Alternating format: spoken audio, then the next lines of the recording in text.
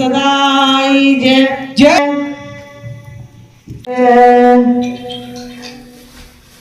आज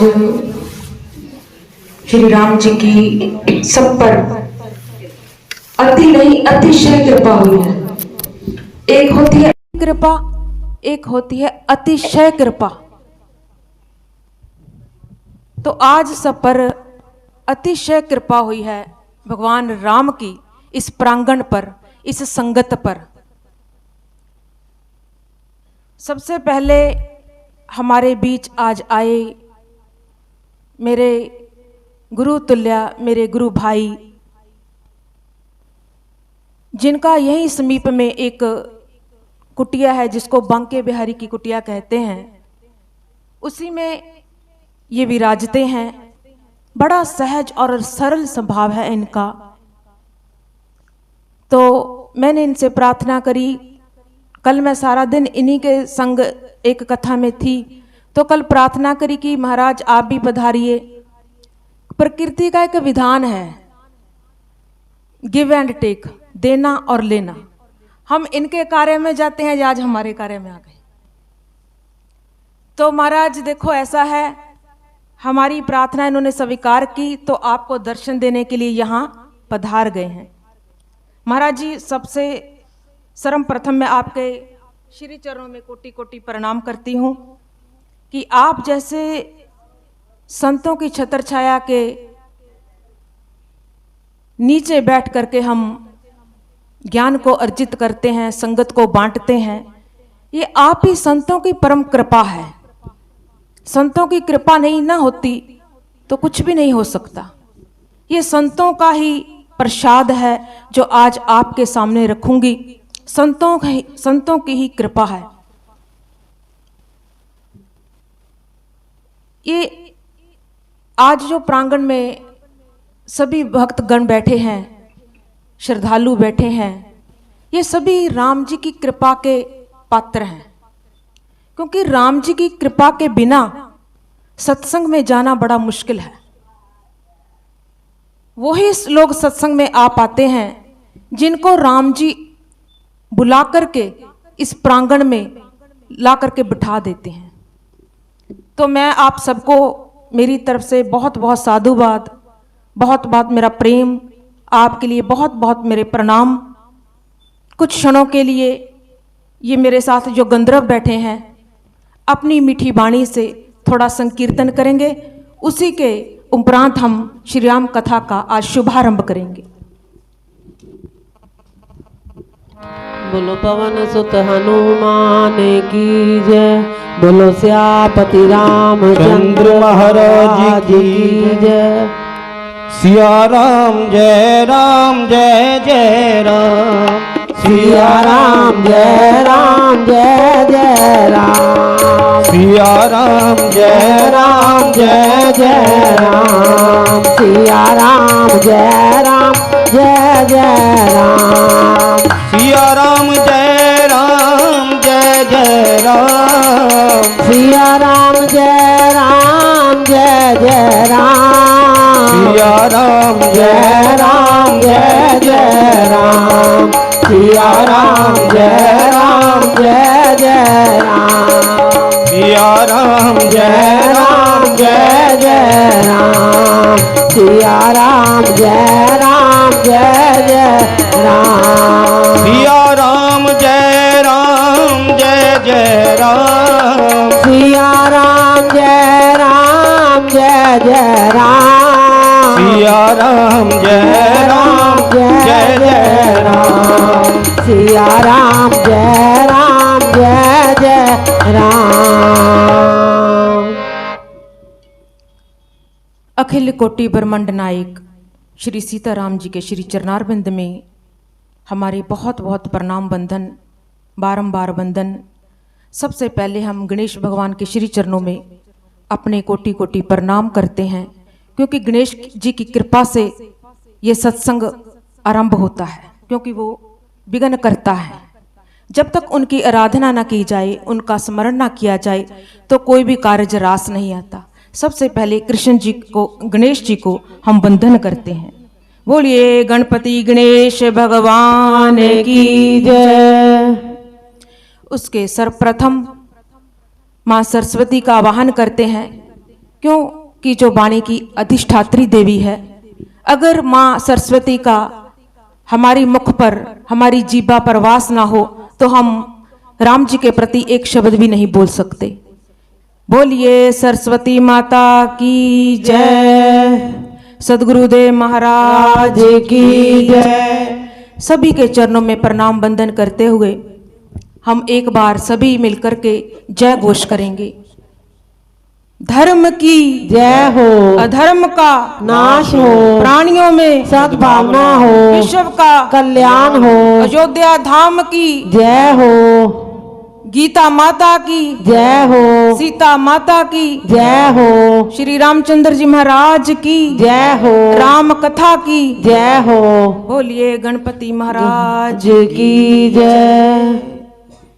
मेरे हनुमंत बलवंत कपिराज शिरोमणि भगत हनुमंत लाल जी के श्री चरणों में मेरे बारंबार प्रणाम वंदन, क्योंकि हनुमंत बलवंत महाशक्तिशाली हैं। हनुमंत बलवंत के बिना भी कोई कार्य होता नहीं है। तो आइए सबसे पहले सभी को वंदन किया।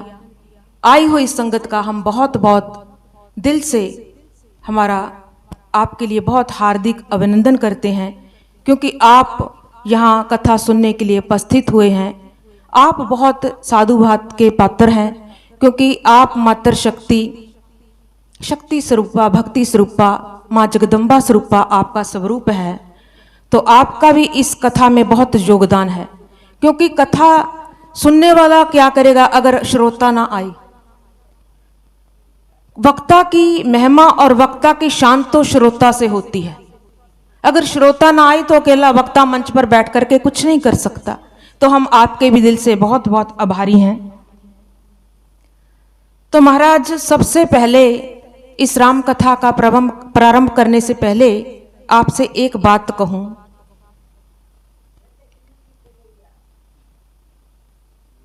एक बात आपसे कहती हूं कि ये जो कथा है, ये इसका बहुत बहुत कवियों ने अनुवाद किया है। तो बहुत सी रामायणें हैं, तुलसी रामायण, वाल्मीकि रामायण, आनंद रामायण, अध्यात्म रामायण और अन्य अन्य रामायणें हैं। लेकिन मैंने सभी रामायणों को इकट्ठा करके आज तुम्हें मैं एक मिक्स जूस पिलाने वाली हूं, एक वो अमृत रस आपको चखाने वाली हूं। जैसी राम जी ने कृपा करी हम उसी के अनुरूप चलेंगे। जैसा वो हमसे बुलवाएंगे, इस वाणी से, इस छोटी सी वाणी से जैसी वो समर्थ डालेंगे, मैं उसी के अनुरूप आपके आगे ये कथा को रखूंगी। तो कहने का तात्पर्य ये है कि सबसे पहले इस कथा की महिमा को सुनते हैं कि राम कथा की महिमा क्या है, राम कथा का प्रभाव क्या है। आज के इस चकाचौंध की दुनिया में जब भी हम कहीं कोई सामान खरीदने जाते हैं बाहर से, हम भी सबसे पहले दुकानदार से ये पूछते हैं कि इसका लाभ क्या है। ये चीज़ जो हम खरीद के लेके जा रहे हैं, इसका लाभ क्या है, ये इसकी गारंटी क्या है, ये कितनी देर चलेगी, इसकी डेट एक्सपायरी क्या है। हम बहुत से प्रश्न करते हैं एक छोटा सा सामान खरीदने से पहले। लेकिन ये कथा, इतनी पावन कथा जो श्री राम जी की है, तो इस कथा को सुनने के लिए हमें क्या मिलेगा। ये वो कथा है जिसे सुनकर क्या मिलेगा ये प्रश्न नहीं बनता, जिसे सुनकर क्या नहीं मिलेगा ये प्रश्न है। ये ऐसी कथा है जिसे सुनकर के हमें क्या नहीं मिलेगा, इसे सुनकर के हमें दुनिया की तमाम दौलतें मिलेंगी, तमाम दौलतें मिलेंगी। आप कहोगे धन, मैं कहूंगी धन भी, साथ साथ भक्ति धन भी मिलेगा। धन तो मिलेगा ही जो लौकिक धन होता है, साथ साथ भक्ति रूपी धन भी आपको मिलेगा इस कथा के श्रवण करने से। तो इस कथा की जो रचना की है, स्वयं किसने की है? भगवान शिव ने अपने मुखारबिंद से इस रचना को रचा है। भगवान शिव स्वयं भोलेनाथ इस कथा के रचयिता हैं। भगवान शिव ने इस राम कथा को स्वयं लिखा है, फिर लिख करके इसका नाम रामचरितमानस रख दिया है। इस रामचरितमानस का नाम किसने रखा है? स्वयं शंकर ने, भोले बाबा ने इसका नाम रामचरितमानस रख दिया। सबसे पहले इस रामायण को वाल्मीकि जी ने भी कहा है। फिर कई मानसकारों का कहना है कि जब वाल्मीकि जी ने ये रामायण लिखी थी तो जो वाल्मीकि जी थे, तो उसके बाद जो हुए हैं तुलसीदास जी महाराज, ये उन्हीं का ही दोबारा अवतरण हुआ है। जो वाल्मीकि जी महाराज थे ना, ये वही पुनः दोबारा तुलसीदास के रूप में विख्यात हुए हैं, जिन्होंने फिर तुलसी रामायण को लिखा है। तो कहते हैं ये मंगलमयी कथा है, ये पावन करने वाली कथा है, ये फलदायिनी कथा है, हमें फल प्रदान करती है, फल देने वाली कथा है। ये कोई भी ऐसी चीज नहीं है भगवान ने बनाई इस संसार में कि जिसका हमें फल ना मिले। बुरा कर्म कर लो उसका भी फल अवश्य मिलेगा, बुरा कर्म कर लो उसका भी फल अवश्य मिलेगा, और अच्छा कर्म कर लो उसका भी फल अवश्य मिलेगा। क्योंकि ये हमारा विवेक कैसा है, हमने देखना है कि हमारा विवेक कैसा है। अगर हमारा विवेक अच्छा है तो हम अच्छे कर्म करेंगे, अच्छे कर्मों का परिणाम क्या होता है? फल अच्छा मिलता है। अगर हमारा विवेक नहीं है, हम विवेक विहीन हैं, तो हम अच्छा काम नहीं कर सकते, कभी नहीं कर सकेंगे। तो ये कथा हमें विवेकी बनाती है। कथा हमें क्या बनाती है? विवेकी बनाती है। हम मंद बुद्धि लोग हैं, हमें कुछ पता नहीं है, हमें यही भान नहीं होता कि हमने क्या करना है और क्या नहीं करना है। हमें यही नहीं पता चलता कि हमने क्या करना है और क्या नहीं करना है। लेकिन ये राम कथा हमें ये सुनाती है हमने क्या करना है और क्या नहीं करना है। ये राम कथा केवल राम के परिवार की कथा नहीं है, ये जन जन की कथा है, ये दुनिया के घर घर की कथा है, ये घर घर की कथा है, ये सबके घर परिवार की कथा है। तो आइए इस पावनी कथा में हम डुबकी लगाने से पहले,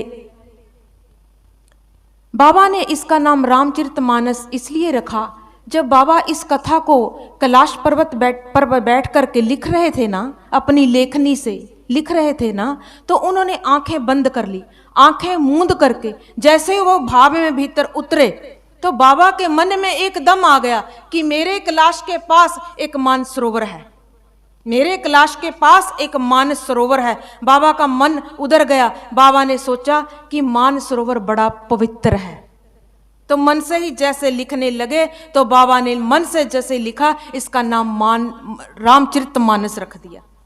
क्योंकि राम के इसमें चरित्र हैं, रामचरित मानस, मानस का अर्थ वही मानसरोवर, जो मन से मैंने लिखा, मानसरोवर का नाम इसके बीच बाबा ने दे दिया।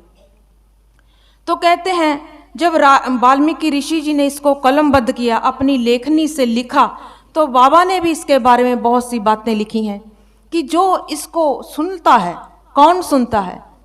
बहुत से पामर लोग, पापी लोग, अधम लोग, दंभी लोग, पखंडी लोग, उनको भी बाबा ने कहा रामचरितमानस सुन करके उनका भी कल्याण होता है, उनका भी तरना हो जाता है। अगर मैं आपको एक उदाहरण दूं तो आपको सचमुच लगेगा कि राम कथा बहुत पावनी कथा है। देखो, जो वाल्मीकि ऋषि थे ना, ये अपने पूर्व जन्म में एक रत्नाकर नाम के डाकू थे। इन्होंने जैसे ही राम कथा सुनी, संतों का संग किया, करते करते करते इनके जीवन में परिवर्तन आ गया। जैसे ही बाबा के जीवन में परिवर्तन आया, एक दिन कैसे ऐसे विश्वविख्यात हुए कि इन्होंने अपने हाथ की लेखनी से इतनी सुंदर रामचरितमानस की रचना कर दी। कहां से कहां तक ले जाती है कथा, अधमियों को भी कहां से कहां तक इस कथा ने पहुंचा दिया है। तो कहते हैं फिर अब इस कथा ने किसने किसको सुनाया, किसने इस कथा को किसने सुनाया? सबसे पहले राम जी ने माता पार्वती जी, राम जी ने माता सीता जी को सुनाया, शिव ने माता पार्वती जी को सुनाया। सुनते जाना लड़ी बार, राम जी ने सीता जी को, बाबा शंकर ने पार्वती जी को, कांगबसुंडी ने गरुड़ जी को, याज्ञवल्क्य मुनि ने भारद्वाज जी को, कुंभज ऋषि ने भोलेनाथ को सुनाई, और हनुमंत लाल जी ने माता सीता को अशोक वाटिका में सुनाई और लक्ष्मण जी को पुनः फिर राम ने सुनाई। कैसे घूमी ये कथा? ऐसे ही इस प्रांगण में आज हम कथा का, इस पावनी कथा का श्रवण करेंगे। जैसे ही संतों का हम पर सिर पर हाथ रहेगा, उसी के अनुरूप हम आगे चलेंगे, क्योंकि साथ साथ सिर पर किसी का हाथ होना भी बहुत परम आवश्यक है। तो कहते हैं जब बाबा ने रामचरितमानस को लिख दिया तो जन जन तक, घर घर तक इस ग्रंथ को पहुंचा दिया। क्या किया?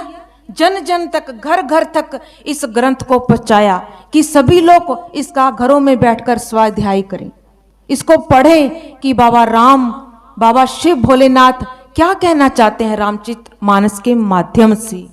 कहते ये कथा, कई लोग सोचते हैं मन में कि कथा में जाकर के क्या मिलता है, क्या करना कथा में जाकर के, क्या करना है, क्यों जाना है कथा में, क्यों समय बर्बाद करना है। नहीं नहीं, ऐसा नहीं होता। ऐसा वो लोग कहते हैं जिनके जीवन में बहुत पाप एकत्रित हो चुके हैं। बहुत जन्मों के पाप जब ज्यादा इकट्ठे हो जाएं तो उस व्यक्ति का कथा में जाने को मन नहीं करता। ये पक्की बात है, वो टाल देगा कि हम कथा में नहीं जाएंगे। क्यों? क्योंकि उसके पूर्व जन्म के जो पाप हैं वही उसको कथा में नहीं आने देते, पाप रोक लगा देते हैं। देख लेना अपने भीतर कि जब जब आपका मन आनंदित हो, आह्लादित हो, कहीं कथा में जाने के लिए तत्पर हो, तो समझ लेना मेरे ऊपर राम की कृपा है, मेरे ऊपर मेरे इष्ट की कृपा है। अगर मन नहीं करता, बिल्कुल नहीं करता, तो समझ लेना मैं अभागन हूं, मेरा कोई भाग कर्म ऐसा जाग गया कि मेरा रुख जो है कथा की ओर नहीं हो रहा। तुलसी पूरब पाप से हरि कथा ना सुहाए, जैसे ज्वर के जोर से भूख विदा हो जाए। तुलसी पूर्व पाप से क्या होता है? तुलसी पूर्व पाप से हरि कथा ना सुहाए, जैसे ज्वर के जोर से भूख विदा हो जाए। ये तुलसीदास जी कहते हैं। जैसे पूर्व जन्मों के पाप होते हैं ना, तो कथा में आने को मन नहीं करता, ऐसे ही किसी बीमार व्यक्ति को बुखार हो जाए तो उसे भूख नहीं लगती। ऐसे ही किसी का कर्म उदित नहीं हुआ ना अभी, फिर उसको सत्संग की भूख नहीं लगती, उसको कथा की भूख नहीं लगती। ये बहुत विरले महानुभाव होते हैं जो कथा के रस को पान करते हैं। एक बार बात कहूँगा आपको, एक प्यारी मताऊ। हम तो बहुत छोटे छोटे हैं, साधारण है ना। बाबा शंकर भोलेनाथ जो है ना, ये कथा बिना नहीं रह सकते, राम कथा के बिना एक मिनट के लिए नहीं रह सकते। ये माँ पार्वती को सतत निरंतर कथा सुनाते रहते हैं, राम कथा सतत निरंतर सुनाते रहते हैं, सुनाते रहते हैं, सुनाते रहते हैं। ये रह नहीं सकते राम कथा के बिना, सतत सुनते हैं, सतत सुनते हैं भोले बाबा। तो इधर भगवान राम भी माँ सीता को सतत निरंतर कथा सुनाते हैं, सतत निरंतर कथा सुनाते हैं। इनकी भी कथा एक क्षण के लिए कभी बंद नहीं होती, सतत कथा चलती है, सतत कथा चलती रहती है। तो ये पावनी कथा है। देखो, एक होती है गंगा माता, गंगा माता जिसे हम गंगा मैया कहते हैं। जब हम गंगा मैया में जाकर के स्नान करते हैं, सारे इधर देखो, सुनो, बाहर कोई ना देखे। जब हम गंगा मैया में जाकर स्नान करते हैं, डुबकी लगाते हैं, पहले तो मेरे जैसी जाएगी नहीं ठंड के मारे, ठंड बहुत है, प्रोग्राम कैंसल, बहुत ठंड पड़ती है, डुबकी क्या लगानी है। तो एक है गंगा मैया जिसमें हम जाकर के स्नान करते हैं, सफर से जाते हैं 6-7 घंटे से, और अपने तन को वहां स्नान करवाते हैं और हमारा जो तन है वो बिल्कुल हमारी थकान उतर जाती है। वो तो हो गया इस तन का स्नान, गंगा का स्नान। एक होता मन का स्नान। मन का स्नान वो होता है जब हम कथा में आकर के रामचरित मानस की, ये मानस रूपी राम कथा के सरोवर में स्नान करते हैं। आज हम रामचरित मानस रूपी कथा के इस सरोवर में स्नान करने के लिए पहुंचे हैं सज्जनों, क्योंकि ये कथा में एक बार हमने रामचरित मानस में बैठ करके मानस की कथा का इस सरोवर में नहा लिया, स्नान कर लिया, तो हमारे कई कई जन्मों के पाप ऐसे ही उनका समावेश हो जाएगा, ऐसे ही पाप त्रियोहित हो जाएंगे, पापों का शमन हो जाएगा। तो फिर क्यों ना इस राम पावनी कथा को श्रवण किया जाए। तो कहते एक बार की बात है, आसमान में एक छोटे छोटे हंसों का झुंड जा रहा था। जैसे ही वो छोटा सा झुंड जा रहा था, उनमें से एक छोटा सा हंस का बच्चा नीचे कीचड़ में गिर गया।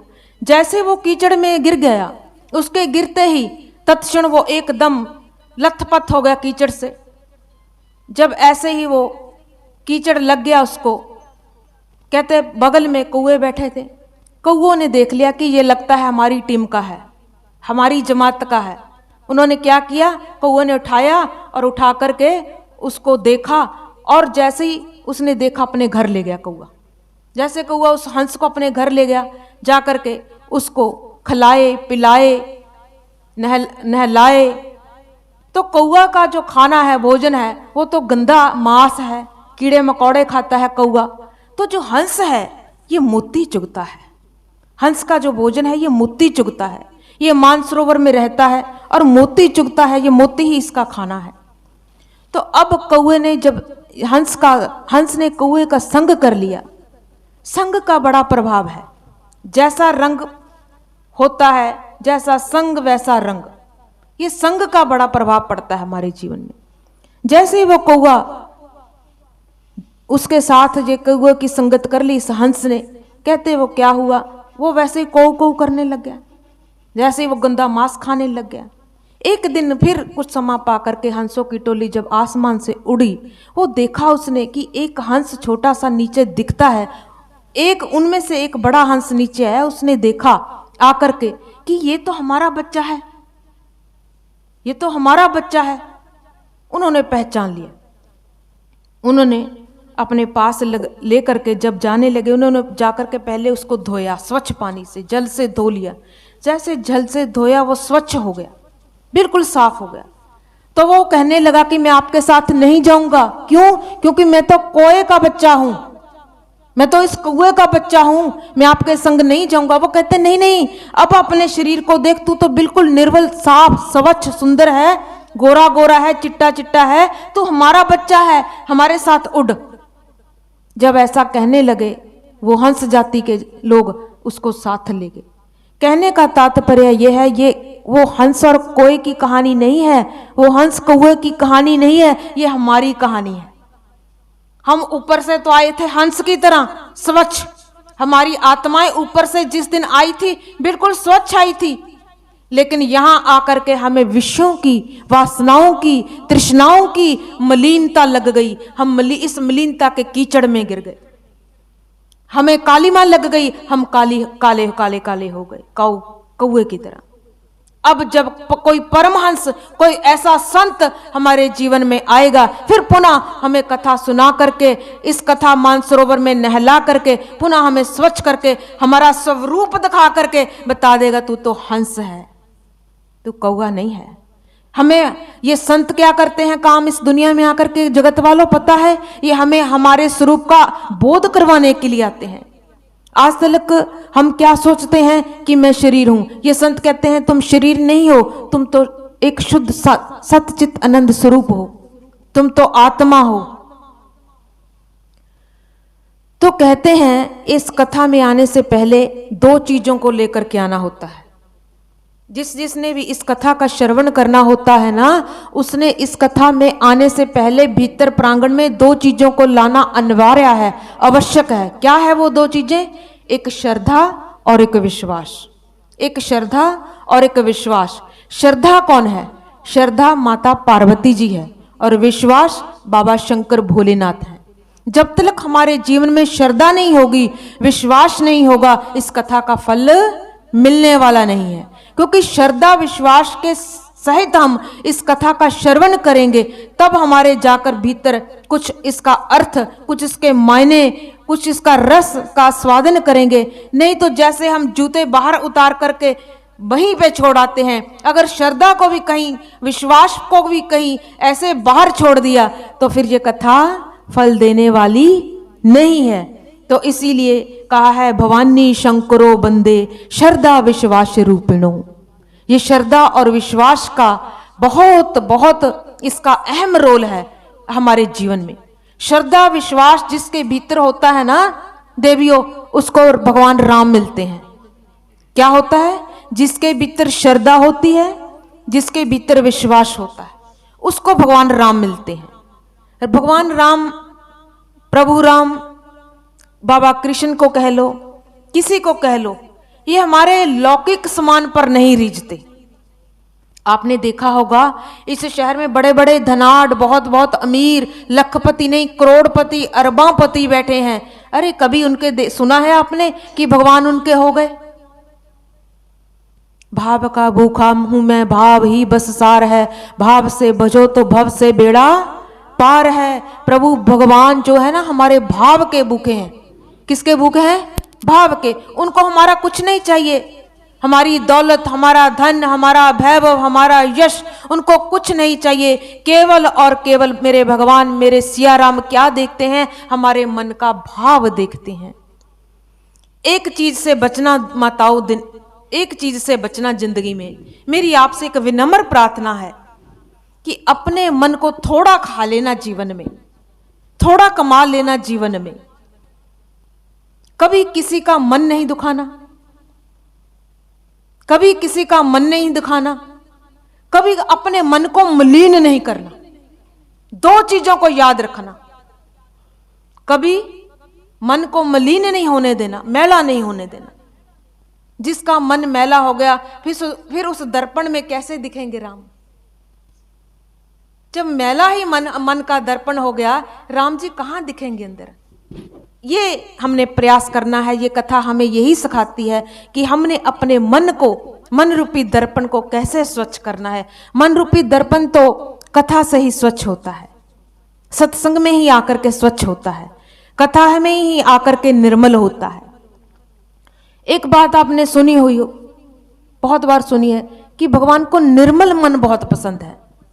निर्मल मन जन सो मोहे पावा, छल कपट मोहे छिदर ना भावा। हमें निर्मल मन बहुत अच्छा लगता है। हमें तो लगता ही है जब हम किसी से कपट करते हैं, किसी से झूठ बोलते हैं, किसी के साथ चालाकी चुगली करते हैं, तो अपने हसीने पर हाथ रख के देखना। उसका दुख पड़ोसी को लगता है कि तुम्हारी आत्मा ऐसे ऐसे करती रहती है कि आज मैंने ये बड़ा अनर्थ किया है। बार बार सोचते हैं, हाय आज पति के सामने झूठ बोल दिया, हाय आज अपने बच्चे के सामने झूठ बोलना पड़ा, हाय आज अपनी पुत्र वधू के सामने झूठ बोलना पड़ा। हमारी ही आत्मा अंदर से कुचोट करती है। क्यों कुचोट करती है आत्मा? क्योंकि यही आत्मा राम विराजते हैं, यही आत्मा राम विराजते हैं, इसीलिए वो कुचोट करती है। तो कहते हैं कि इस राम कथा में जो भी आते हैं, जो भी आते हैं, कोई भी अधर्मी आए, धर्मी आए, पापी आए, पुण्य आए, अमीर आए, गरीब आए, सभी को इसका फल मिलता है। देखो आग जैसे होती है, चाहे हम जानबूझ करके उसको हाथ लगा लें, चाहे अनजाने में हमारा हाथ लग जाए, हाथ तो जलाई देगी ना। ऐसे ही जहर है, चाहे हम उसको जानबूझकर पी लें, चाहे अनजाने में हम पी लें, मार तो देगी, क्योंकि ये जहर का काम है। ये कथा, अमृत रूपी कथा ऐसी है, चाहे इसको अनजाने में सुन लें, चाहे जानबूझ करके सुन लें, लेकिन ये हमें तार देती है, मारती नहीं सज्जनों। ये तारती है, ये हमारा कल्याण करती है। ये मंगलमयी कथा है, ये पावनी कथा है। आइए इस पावनी कथा में हम प्रवेश करते हैं कहते हैं राम कथा का जो प्रारंभ है ना, ये प्रयागराज से शुरू हुई थी। ध्यान से सुनना, बहुत थोड़ा, मैं आपका समय ज्यादा नहीं लूंगी, डरो मत, ठंड भी बहुत है, जल्दी भेजेंगे। सुनना, थोड़ा थोड़ा सा सुनाऊंगी, ऐसा सुनाऊंगी कि तुम्हारे हृदय में टिक जाएगा। सज्जनों, ये कथा प्रयागराज से प्रारंभ होती है। कहते जैसे ये प्रयागराज से प्रारंभ होती है ना, तो वहां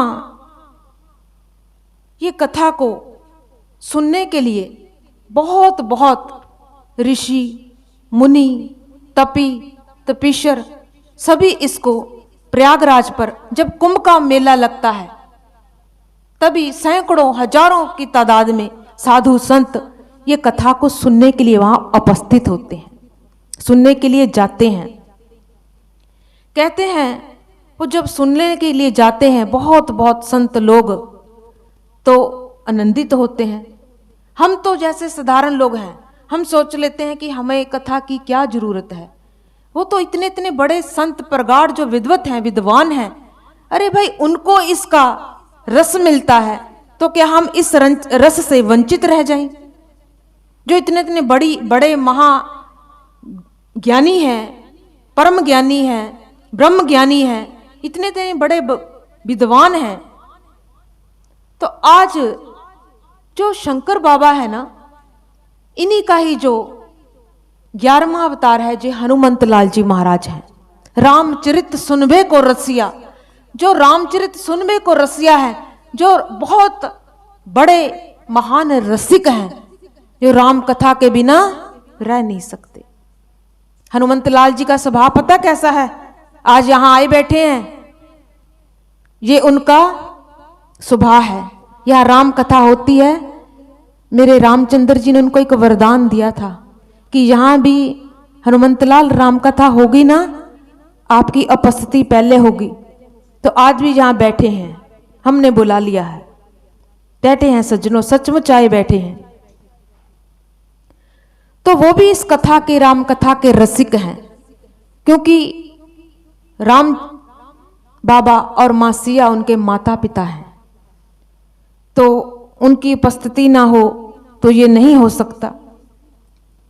तो कहते हैं ये जो प्रयागराज है ना, ये त्रिवेणी का संगम है। यहां 3 नदियों का संगम है, गंगा, जमुना और सरस्वती, तभी इसको त्रिवेणी बोला है, 3 नदियों के संगम के कारण। 3 नदियां कौन कौन सी है? गंगा, जमुना और सरस्वती। गंगा देखो है, ये भक्ति का स्वरूप है। जो जमुना है, ये कर्म का स्वरूप है। जो सरस्वती है, ये ज्ञान का स्वरूप है। तीनों अब यहां मिलकर के रहती हैं। लेकिन कुछ कुछ लोगों का कहना है कि यहां 3 नदियां नहीं हैं। कितनी हैं? 2 हैं। 3 नदियां नहीं है वहां, 2 नदियां हैं। तीसरी जो सरस्वती नदी है ना, वहां से लुप्त हो गई, गुप्त हो गई। अब 2 नदियां हैं कहते हैं, एक गंगा और एक जमुना। कहते हैं जब ये गंगा जमुना वहां थी, तो कहते इनको पता चल गया कि जब राम जी आएंगे ना, तो राम जी इसी मार्ग से, प्रयागराज की तरफ से, इसी मार्ग से निकलेंगे। जब ये इनके कानों में खबर पड़ी, तीनों माताओं के, गंगा के, जमुना के और सरस्वती के, इनके कानों में जब ये खबर पड़ी कि राम भगवान इधर को आ रहे हैं, इसी मार्ग से होते हुए जाएंगे, तो कहते ये बड़ी प्रसन्न हुई, बहुत खुश हुई ये नदियां सुन करके, माता गंगा, माता जमुना जी, माता सरस्वती जी। तो जब कहते हैं भरत जी राम जी को ढूंढने के लिए, मनाने के लिए पीछे पीछे इसी मार्ग से जा रहे थे, तो ये खबर मां सरस्वती को पड़ी। मां सरस्वती को ये खबर पड़ी कि आज भरत जी इसी मार्ग से जाएंगे। माता ने क्या किया? माता ने सोचा कि भरत आ रहा है, भरत एक संत है। भरत कौन है? भरत जी एक संत हैं। अगर देखो भरत जी मेरे को मिलेंगे, मेरा उनका आमना सामना होगा, तो भरत जी मेरे से ये प्रश्न करेंगे कि माता, जब राम जी इस मार्ग से जा रहे थे, क्या आपने उनको वापस क्यों नहीं किया, वापस क्यों नहीं मोड़ा? आपने आग्रह क्यों नहीं किया? तो मेरे से माता प्रश्न पूछेगी। तुम सरस्वती जी ने सोचा कि मैं भरत जी को कौन सा मुंह दिखाऊंगी, कौन सा मुख लेकर के उनके आगे जाऊंगी, मैं उनको क्या जवाब दूंगी। तो जब उसने ऐसी बातें मन ही मन सोची, विचार किया, तो फिर क्या हुआ?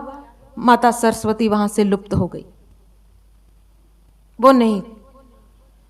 तो कहते जब ऐसा पता चला साधुओं को, संतों को, तो उनको ये सुनकर के बहुत उनका मन व्यथित हो गया।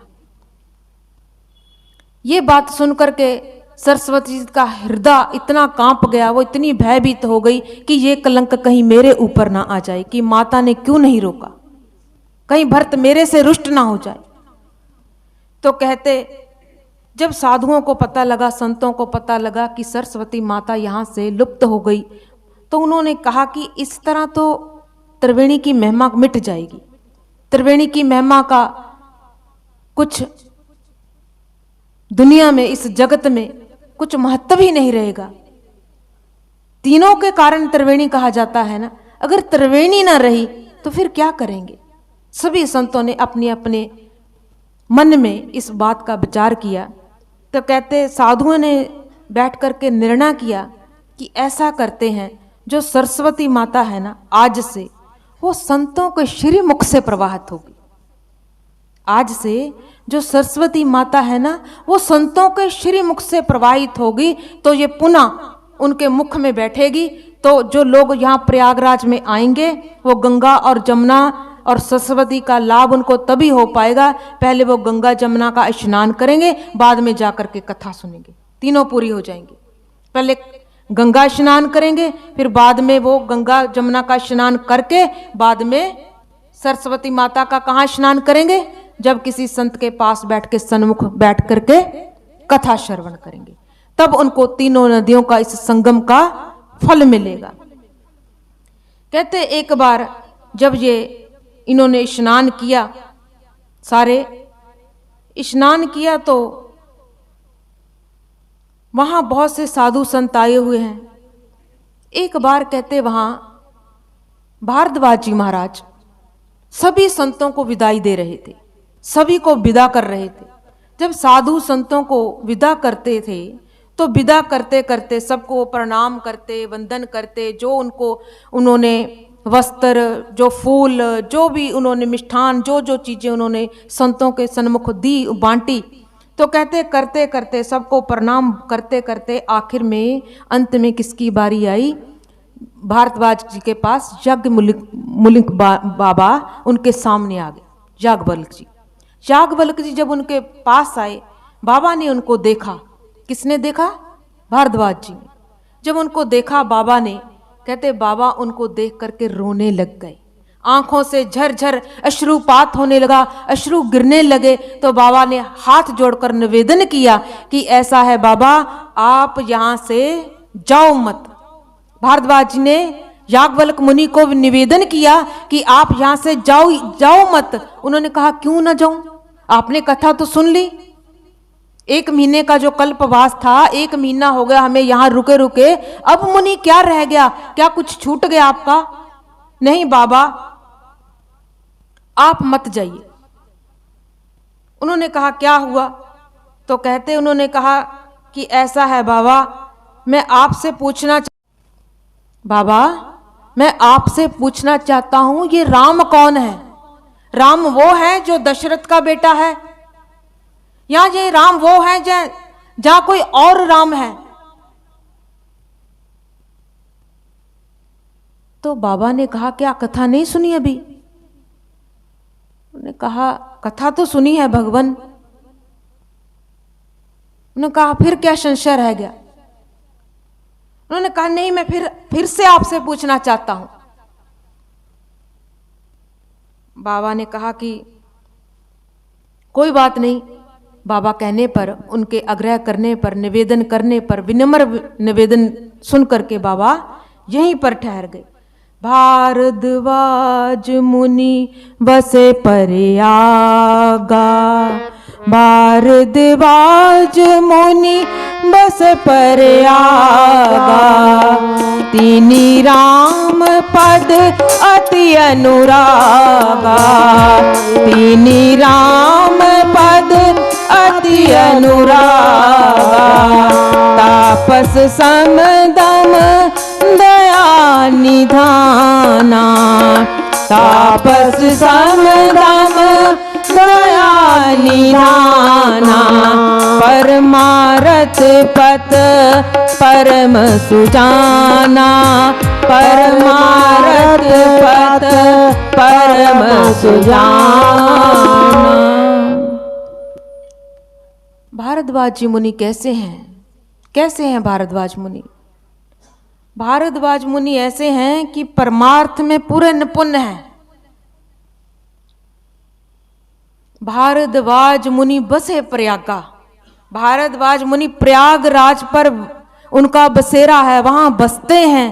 तिनी राम पद अति अनुरागा, राम के श्री चरणों में बड़ा अथाह प्रेम है, बड़ा अनुराग है श्री राम के चरणों में। तापस समदम दया निधाना, क्या दया के निधान है, दया के निधान है बाबा। और परमार्थ पथ परम सुजाना, परमार्थ के पथ के मार्ग के तो ऐसे कुशल हैं, ऐसे कौशल हैं परमार्थ के पथ के बस पूछो मत। दया के निधान है बाबा। इधर मेरे राम जी करुणा निधान है। मेरे राम जी कौन है? करुणा निधान है। तो कहते बाबा इतने सरल हैं, इतने सहज हैं, इतने कृपालु हैं, इतने दयालु हैं, पूछो मत। ये संतों का देवी स्वभाव होता है। अगर संतों के मन में सरलता चली जाए, दयालुता चली जाए, कृपालुता चली जाए, तो वे संत काहे का?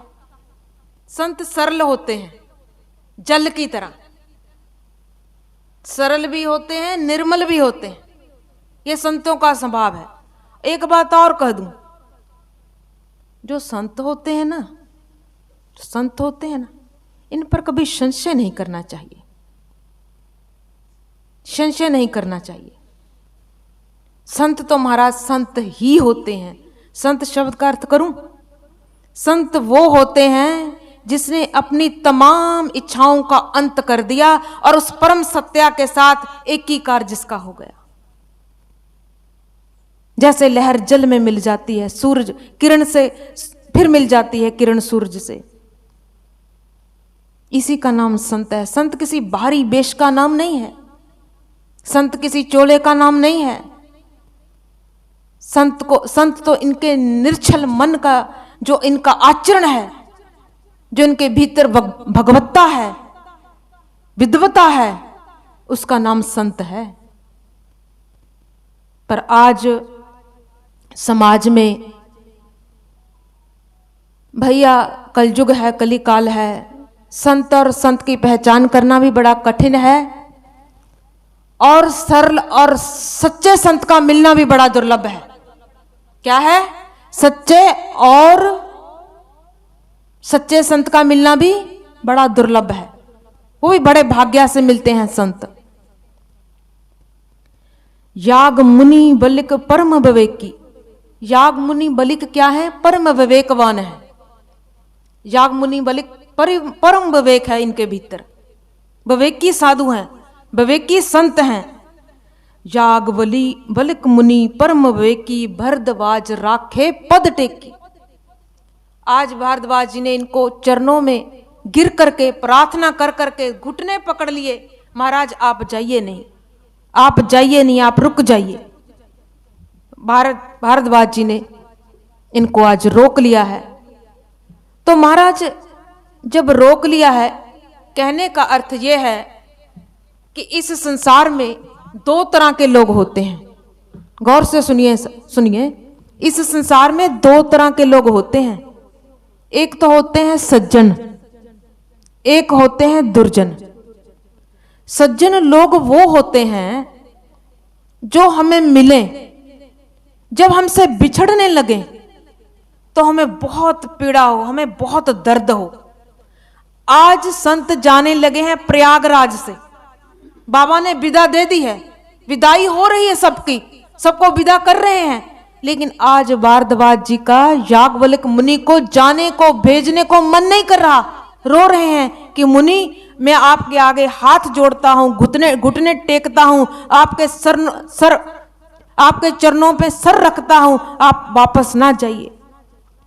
कहने का ये अर्थ है, जो संत होते हैं, जो सज्जन होते हैं, वो कैसे होते हैं? जब वो आ जाते हैं, मिल जाते हैं, उनको जब विदा करने में हमारा मन दुखी हो, हमारा मन व्यथित हो, तो समझ लेना वो संत है, वो सज्जन है। दुष्ट कैसा होता है? दुष्ट कैसा होता है? जो वो हमें मिलता है ना, दुख देता है। हमारे घर में आ जाए, हमें त्रास देगा, दुख देगा, हम कहते हैं महाराज पता नहीं कब जाएगा, जाए 2-3 दिन हो गए, अब आप प्रस्थान करें यहां से।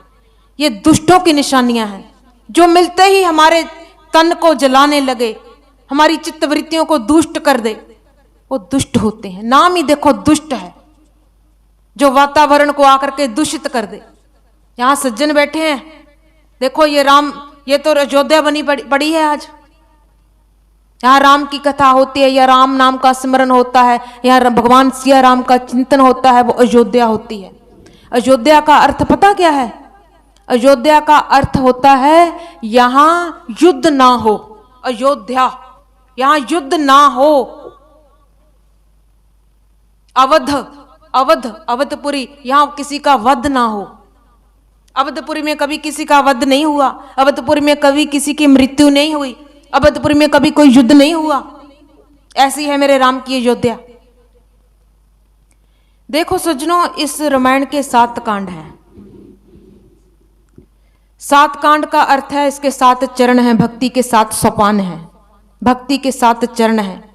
पहले है बाल कांड, फिर अयोध्या कांड, फिर अरण्या कांड, फिर किष्किंधा कांड, फिर सुंदर कांड, फिर लंका कांड, फिर उत्तर कांड।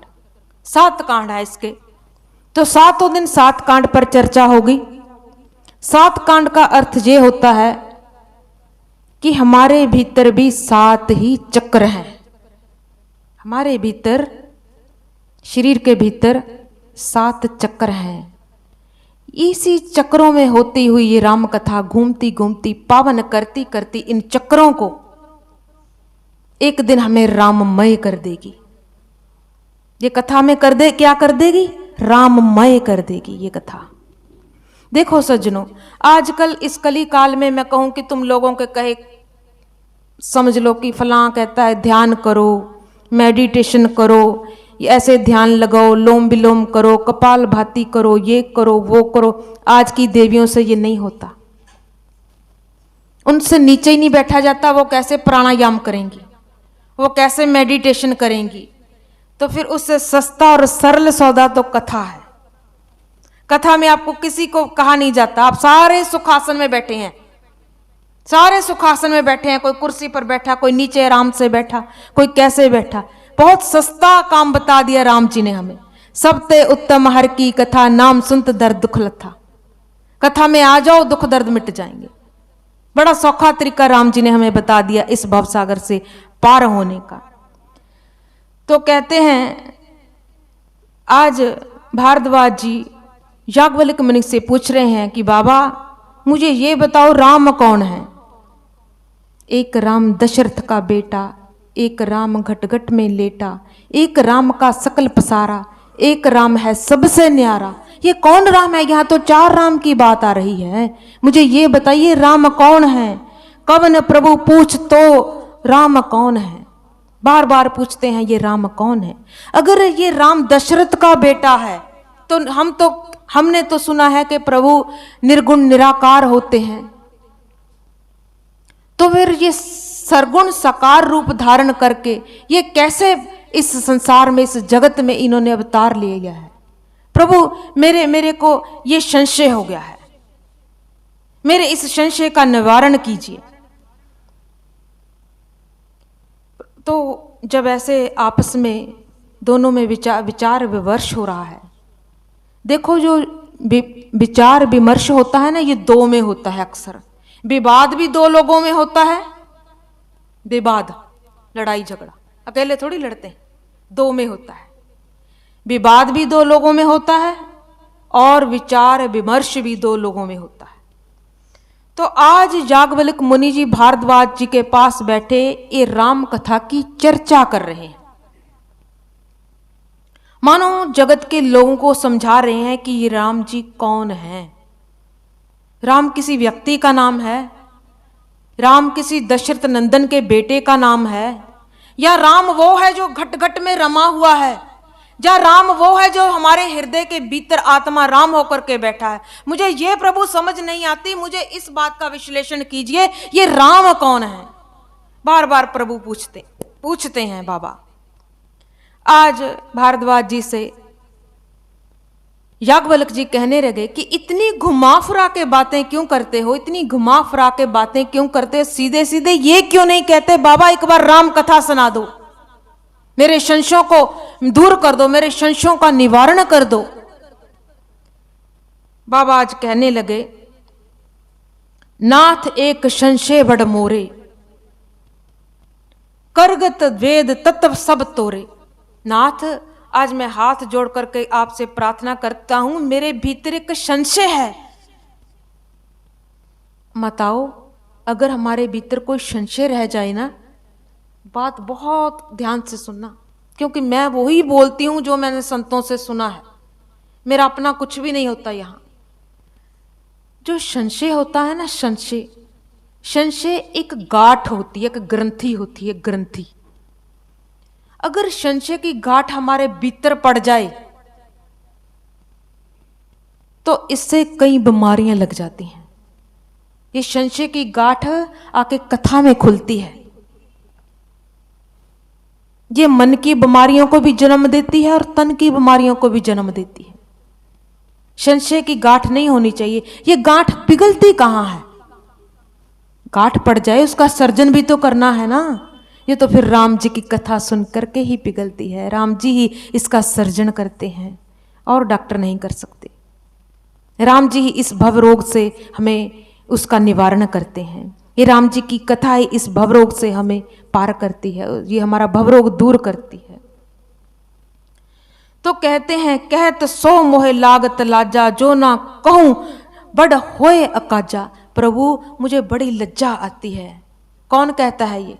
भारद्वाज जी याज्ञवल्क्य जी को कहते, प्रभु मुझे बड़ी लज्जा आती है, मैं आपसे पूछता तो जा रहा हूं, मुझे शर्म बड़ी आती है, लज्जा आती है। आप क्या कहोगे कि मेरे से कैसे कैसे प्रश्न पूछ रहा है? अगर मैं आपसे प्रश्न ना पूछूं तो अकाज होगा, जो ना कहूं बड़ होए अकाजा। अगर मैं आपसे पूछूंगा नहीं तो बड़ा अकाज होगा, अकाज मैंने हानि होगी। अगर हम डॉक्टर को जाकर के सही अपना रोग नहीं बताएंगे तो इसमें हानि डॉक्टर की होगी कि हमारी? अगर हम राम जी के आगे अपने दुख को अच्छी तरह नहीं बताएंगे तो हानि हमारी होगी कि राम जी की? हमारी।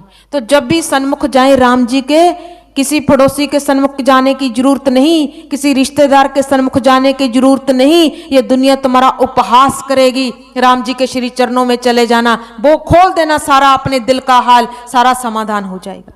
बोल श्यापति रामचंद्र महाराज की जय। तो आजकल तो ऐसा है भाई, किसी को एक दुख होता है ना, दुनिया दुख मिटाने का प्रयास कम करती है, उसको उधेलने का प्रयास ज्यादा करती है। ये दुनिया का धर्म ऐसा है। लेकिन मेरे रघुवीर, मेरे महावीर, ये बहुत विलक्षण है। इनकी शरण में जो आते हैं, वाह वाह, क्या कहने राम जी के। जो इनकी शरण में आता है, जो इनका शरणागत हो जाता है, फिर तो उनकी प्रसन्नता का कोई पारावार नहीं रहता। बहुत विरले होते हैं जो राम के श्री चरणों में शरणागत होते हैं। देखो, राम मिलते भी तब हैं जब तक हमारे शरणागति नहीं होगी ना, तो राम मिलेंगे भी नहीं। आज तक हम दुनिया की शरण में गए, थोड़ा अपनी जिंदगी का पीछे जाकर के देखना, कहीं कहीं हमारे दुख हमारे जीवन काल में आए होंगे, बचपन में आए होंगे, जवानी में आए होंगे, बुढ़ापे में आए होंगे। किसी ने किया भी होगा तो सुना दिया होगा, किसी ने किया भी होगा तो उपहास किया होगा। यहां मेरे राम के दरबार में ना उपहास किया जाता है या परिहास किया जाता है, यहां तो समाधान किया जाता है। फिर क्यों ना हम ऐसे राम की चरण शरण में आ जाएं। तो सज्जनों, ये कथा हमें यही समझाती है कि जब भी ये दुनिया के लोगों आपके ऊपर कोई विपत्ति आए, कोई मुसीबत आए, कोई कष्ट आए, कोई दुख आए, तो तत्काल मेरे श्री राम के श्री चरणों की चरण शरण में आ जाना। ये कथा हमें ये संदेश देती है, ये पैगाम देती है, ये खूबसूरत मैसेज देती है ये कथा। ये जो साधु लोग होते हैं ना, संत लोग होते हैं, ये संत समाज जो है, ये कृपालु होते हैं, दयालु होते हैं। इनका काम क्या होता है? कल्याण करना, मंगल करना। ये हमारा दोष नहीं देखते, यही इनकी साधुता है। इंसान के आगे दोष देखेगा। मैं आप में दोष देख सकती हूं, आप मेरे में हजारों दोष देखेंगे, ये जीव का स्वभाव है। लेकिन संतों का ऐसा स्वभाव नहीं है। संत हृदय नवनीत समाना। संत का हृदय तो ऐसा होता है भैया, संत का हृदय बहुत जल्दी पिघल जाता है। तो कहते हैं साधु ते होए ना कारज हानि। साधु ते कभी हानि भी नहीं होती, कभी हानि नहीं करते साधु हमारी। लेकिन कहते हमारे जीवन में बहुत लोग मिलते हैं, प्रश्न करते हैं, कभी साधुओं के पास भी आपका जाने का मन हो, कभी अवसर मिल जाए जीवन में, तो साधुओं के जाकर पास, संतों के पास जाकर कभी संसार की वस्तुएं मत मांगना। संसार की वस्तुएं तो जो हमारे प्रारब्ध में लिखा है ना, वो हमें मिल ही जाएंगी। जो भाग्य में लिखा है ना, उसे कोई मेट नहीं सकता। समय से पहले कुछ मिलेगा नहीं, समय के बाद जो मिलेगा कोई खो सकता नहीं। समय से पहले कुछ जो हमारे पास है, कोई नहीं हमारा खो सकता, जो हमारे भाग्य में लिखा है। समय से पहले कुछ मिलेगा नहीं, क्योंकि अभी समय आया नहीं है। तो जब भी जाइए संतों के पास, क्या मांगे, क्या मांगे? पहले मांग भी तो देखो, हमारे अंदर की मांग क्या है। विन तुद होर जे मंगना सिर दुखां दे दुख, दे नाम संतोखिया उतरे मन की भुख। ये वाणी कहती है। अगर हमने कुछ और चीज मांग ली ना, उसका परिणाम बड़ा घातक होता है। संतों के पास जाकर के राम भक्ति मांगनी चाहिए। हमेशा एक चीज को लिख लेना। बहुत लोगों को मैंने देखा करीब से, व्यापार ठीक नहीं, कामकाज ठीक नहीं, ये ठीक नहीं, वो ठीक नहीं, लेकिन संत सुनते हैं, मुस्कुराते रहते हैं, कुछ बोलते नहीं। बहुत बहुत बिरले संत होते हैं, कई त्रिकालदर्शी होते हैं। हर संत की अपनी अपनी अवस्था होती है। तो मेरे कहने का अर्थ तो यही है कि हम संतों से जाकर के राम भक्ति मांगे। जिसने राम भक्ति मांग ली, वहां चारों पदार्थ आ जाएंगे। चार पदार्थ जे कोई मांगे, साध जना की सेवा लागे। चार पदार्थ कौन से हैं? धर्म, अर्थ, काम और मोक्ष। है लाभ ना। संत के पास गए, भक्ति मांगी, प्रणाम किया, चारों पदार्थ बिन मांगे ही मिल जाएंगे। संतों के पास सारे खजाने होते हैं, संतों के पास सब कुछ होता है। जे को जन्म मरण ते डरे, साध जना की शरणी परे। संसार में बंधुओं दो तरह का दुख है, एक जन्म का, एक मरण का। मुझे तो लगता है लोगों को, कईयों को दुख ही नहीं लगता। वो कहते हैं खाओ पियो ऐश करो, अभी बहुत समय पड़ा है। वाणी में संत पता क्या कहते हैं? ए जग मिठा अगला किने डिठा। अब मौज मस्ती करो, अगला किसने देखा है? नहीं, आने वाले कल का कुछ नहीं पता। इस भ्रम में कभी मत रहना, बहुत बड़ा भ्रम है। अभी हम भक्ति के श्री चरणों में लग जाएं, राम की भक्ति में लग जाएं, तो हमारा जीवन ये लोक क्या परलोक भी सवर जाएगा। अच्छा, मैं तुम्हें एक और बात कहूं। जो भक्ति करने लगते हैं ना पूरी तन्मयता से, दिल से, मन से, उनके घर में सहज ही खुशियां आने लगती हैं। ये पक्की बात है। आज व्यासपीठ से बैठ के बोलती हूं, इसमें बैठने का सौभाग्य ये संतों का प्रसाद है। हम आज अपने जीवन में पहली बार बैठे हैं, हम नहीं बैठे। ये संतों का प्रसाद है, ला करके आज इस गद्दी पर बैठा दिया। हम काबिल नहीं थे, हम नहीं काबिल थे, लेकिन आज इसी गद्दी पे बैठ करके आपको वो सत्य चीजें बताने जा रही हूं, जो अंदर की भी कई जीवन की अनुभूतियां हैं, अनुभव हैं, वो ही आपके आगे रखती हूं।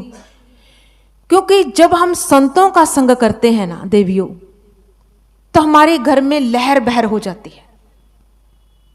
स्वतः ही हमारे बिगड़े हुए काम बनने लगते हैं, बिगन बाधाएं दूर होने लगती हैं, दरिद्रता भागने लगती है, घर में आनंद और बढ़ने लगता है।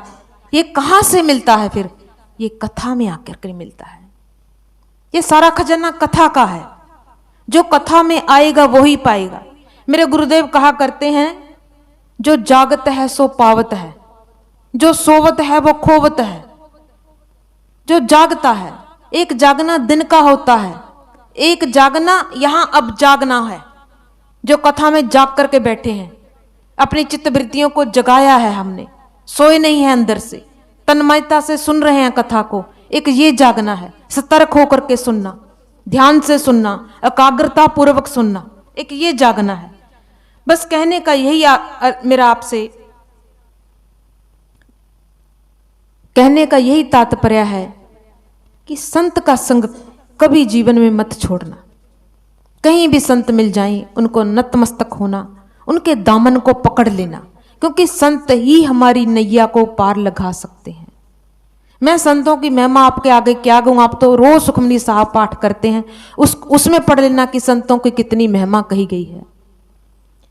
कहते जैसे ना संशय किया है, आज भारद्वाज जी याज्ञवल्क्य मुनि से पूछते हैं कि बाबा मुझे ये बताइए राम कौन है।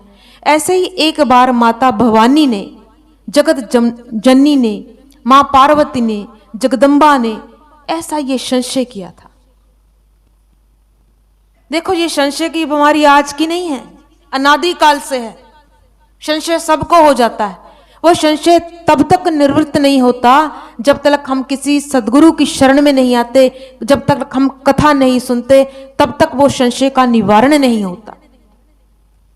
ऐसे ही संशय जब ये जगदम्बा भवानी मां को हुआ, सती जी को, कहते महादेव ने उस संशय का फिर निवारण किया। महादेव अक्सर कैलाश पर जब बैठते तो माता को राम कथा सुनाते। तो एक दिन क्या हुआ, बाबा कैलाश पर बैठे हैं, माता को कहते हैं कि चलो देवी हम राम कथा सुनने के लिए कुंभज ऋषि के पास चलते हैं। कुंभज ऋषि कौन है? कुंभज ऋषि को ही अगस्त ऋषि कहा गया है। यही अगस्त ऋषि हैं। कुंभज इनका नाम इसलिए पड़ गया क्योंकि कुंभ कहते हैं घड़े को, ये घड़े से उत्पन्न हुए थे, इसलिए इनका नाम कुंभज पड़ गया। कथा की मर्यादा तो यह है कि जो वक्ता है, बोलने वाला है, वो ऊंचे आसन पर बैठता है।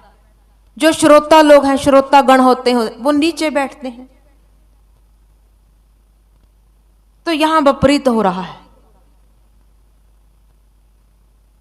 तो कहते बाबा ने माता सती जी को कहा कि देवी आज कैलाश से हमने मृत्यु लोक में जाना है, हम वहां कथा सुन करके आते हैं, राम कथा। माता कहती, माता का मन नहीं था कथा सुनने को। माता कहती ये क्या बाबा भोलेनाथ, जब देखो राम कथा, जब देखो राम कथा, अब कहीं और भी ले जाया करो घुमाने, कि हर रोज राम कथा राम कथा राम कथा राम कथा। कैलाश में बैठो ता राम कथा, मृत्यु लोक में जाओ ता राम कथा, कुंभज ऋषि के पास जाओ ताम राम कथा। तुम्हारी तो राम कथा ही नहीं खत्म होती, कहीं घुमाने भी ले जाया करो। जब देखो राम कथा, जब देखो राम कथा। बाबा ने कहा कोई बात नहीं। बाबा ने मां को मना लिया। इस कथा में ये भी संकेत करती है ये बात कि जब भी हम धर्म कर्म का कार्य करने जाएं तो अपनी अर्धांगिनी को, अपनी धर्म पत्नी को साथ लेकर के जाएं। जब भी कोई धर्म का कार्य करने जाएं, जब भी किसी कथा में जाएं, जब भी किसी संत का दर्शन करने जाएं, जैसे मेरे शंकर बाबा भोलेनाथ माँ सती को साथ रखते हैं, कथा सुनवाने के लिए ले जाते हैं, ऐसे ही यहाँ के लोगों को ये संदेशा दिया है बाबा ने कि अपनी पत्नी को साथ धर्म का कार्य करने के लिए साथ में रखना। आज बाबा यहाँ अपने स्थान से जाने की तैयारी में है।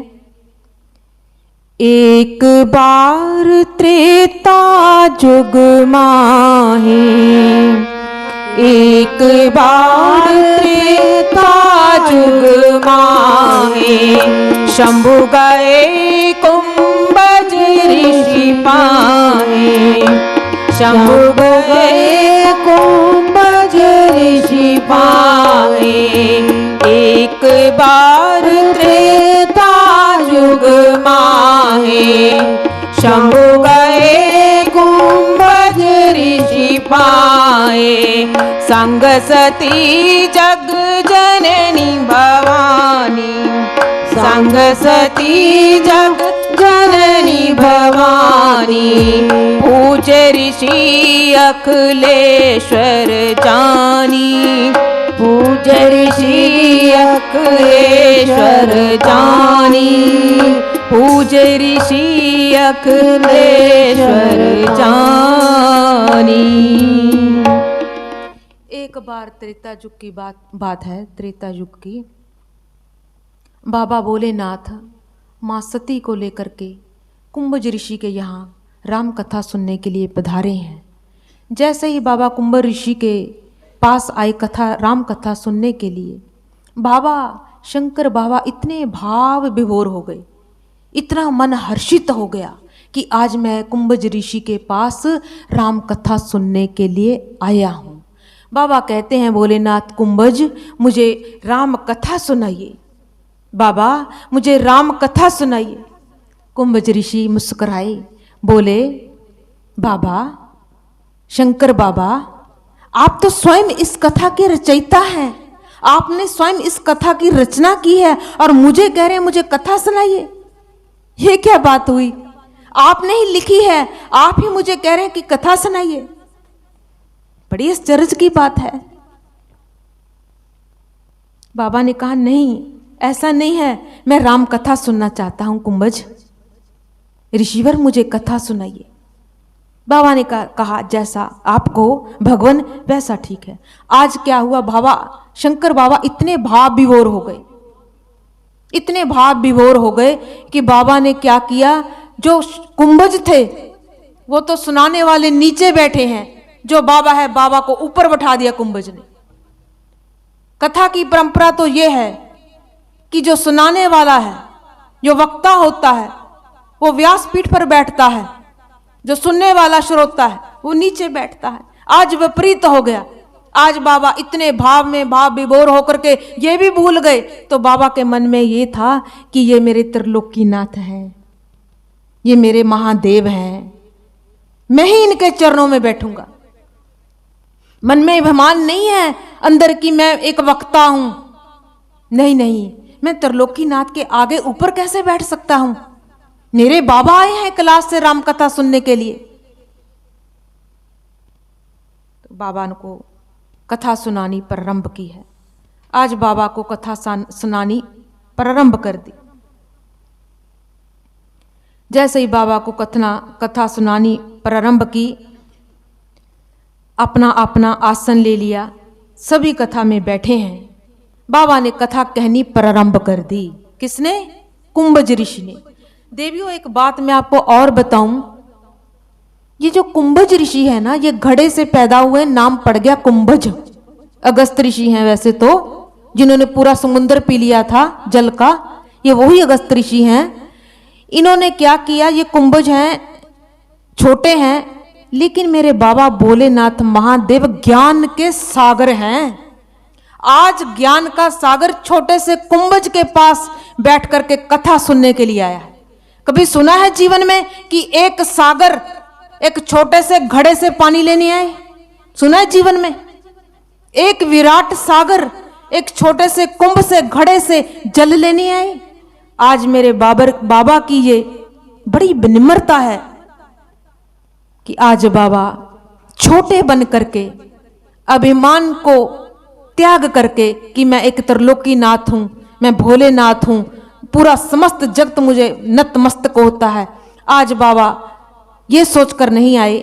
आज बाबा राम कथा सुनने के मूड में बाबा के सन्मुख पर उपस्थित हुए हैं, कथा कहने लगे हैं।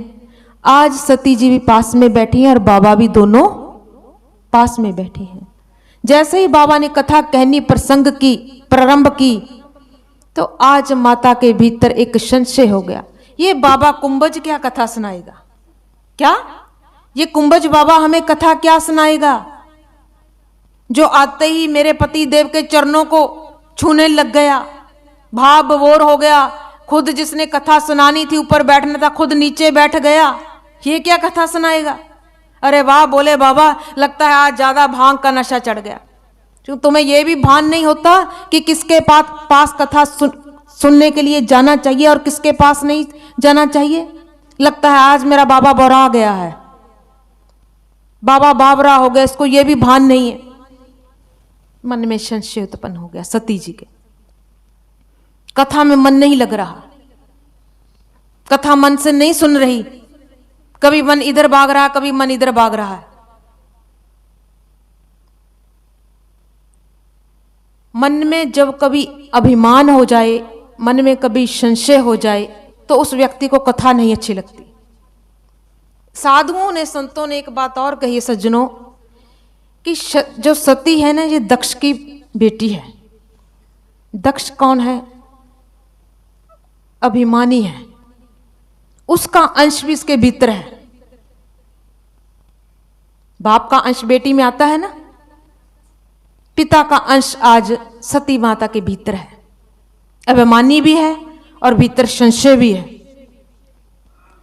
तो कहते हैं जब उन्होंने कथा प्रारंभ करी, माता कभी दाएं देखती है, कभी बाएं देखती है, कभी देखती है कि समय कब होगा, कब कैलाश को वापस जाएं।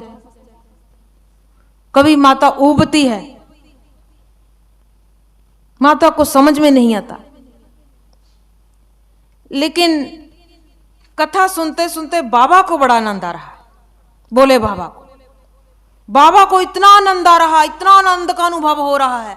बाबा कहते आज तक जीवन में कभी कैलाश में इतना आनंद नहीं आया, जो कुंभज ऋषि की कथा सुन के, राम कथा सुन करके आज आनंद आ रहा है। कैसी दिव्य कथा है ये राम कथा, ऐसा आनंद, वाह कुंभज वाह, ऐसा आनंद बांधा है आपने, ऐसा मेरे राम के चरित्रों को सुनाया है तूने। मेरा तो रोम रोम पुलकित हो गया है, मेरा तो रोम रोम आनंदित हो गया है। कैसी कथा है राम जी की। सती जी सोच रही है बाबा कि क्या कह रहे हैं, कि कैसी इस कथा है। मुझे तो 1% भी अच्छी नहीं लगी, मुझे आनंद नहीं आया। ये बाबा को आज क्या हो गया, कहने लगे कि कथा बहुत अच्छी है, कथा में बड़ा आनंद आया। कहते समय पाकर के राम कथा संपूर्ण हुई। आज मुनि से भोले शंकर, मेरे बाबा महादेव वहां से विदा लेने जा रहे हैं। विदा मांगी है, आज्ञा मांगी है मुनि से, मुनि हमें आज्ञा दीजिए, हम वापस कैलाश जाएं। क्यों बाबा? कुंभज ऋषि कह रहे हैं बाबा क्यों, क्या बात हो गई? नहीं बाबा, 1 महीना हो गया आपके यहां आते हुए, हम तो गृहस्थी लोग हैं, कहीं भी चल दिए। आप अपने आश्रम में, कहीं हमारी वजह से आपकी भक्ति में कोई व्यवधान होगा तो हम चलते हैं, हमें आज्ञा दीजिए। बाबा ने कहा जैसे आपकी इच्छा। चलने लगे। जैसे ही बाबा माता सती को लेकर के जाने लगे, जैसे ही 2-4 कदम आगे गए तो कहते, कुंभज ऋषि ने पीछे से आवाज लगाई, बाबा बाबा ठहरो ठहरो, रुको रुको रुको। अरे क्या हो गया? महादेव ने पीछे मुड़कर देखा कि मुझे फिर कुंभज ऋषि ने बुलाया है। बाबा ने जब पीछे मुड़कर देखा, कहने लगे, बाबा क्या हुआ, क्या हमारा कुछ छूट गया? नहीं, सती जी भी पास में है, त्रिशूल भी मेरा पास में है, मेरे पास सब कुछ है, मेरे भिक्षु भी मेरे साथ हैं, मेरा डमरू भी मेरे पास है, क्या कोई मेरा सामान छूट गया यहाँ आश्रम में? नहीं बाबा नहीं, सामान नहीं छूटा, आपकी दक्षिणा रह गई। जिससे कथा सुनते हैं उससे दक्षिणा भी तो दी जाती है बाबा। आप ऐसे ही जा रहे थे, दक्षिणा भूल गए बाबा, दक्षिणा भूल गए। अच्छा, कुंभज ऋषि ये ना कहिए कि दक्षिणा की बात ना कीजिए। वो क्यों बाबा? देखो, पहले ही कोई वस्त्र नहीं तन पे, कुछ पास नहीं रखता, तो आपको मैं दक्षिणा में क्या दे सकता हूं? एक अर्धांगिनी है, ये मेरी पत्नी है, हाथ में एक डमरू है, एक हाथ में त्रिशूल है, जिस्म पर भस्म लपेटी है, मैं आपको क्या दे सकता हूं? मेरे पास कुछ नहीं है दक्षिणा के लिए। बाबा नहीं नहीं, आपने कथा सुनी, कुछ तो बनता है ना, जो आपकी आज्ञा वो दे दो। बाबा ने कहा नहीं नहीं, जो आप मांगोगे मैं वही दूंगा। बाबा ने कहा फिर? बाबा ने कहा मुझे दक्षिणा में राम भक्ति दे दो। बाबा ने क्या कहा? मुझे दक्षिणा में राम भक्ति दे दो, मुझे जीवन में और कुछ नहीं चाहिए, मुझे संसार के पदार्थ नहीं चाहिए, मुझे यश नहीं चाहिए, मुझे पद प्रतिष्ठा नहीं चाहिए, मुझे वैभव नहीं चाहिए, मुझे ऐश्वर्य नहीं चाहिए, मुझे राम भक्ति दे दो। कितना बड़ा धन मांग लिया कुंभज ऋषि ने, जो अंदर से पहले से ही भरे पड़े हैं भक्ति से। वो छोटे होंगे देवियों, कल्पना करो, जिसके पास त्रिलोकीनाथ कथा सुनने के लिए आए हैं, वो छोटे होंगे। फिर से भक्ति मांग ली, राम भक्ति।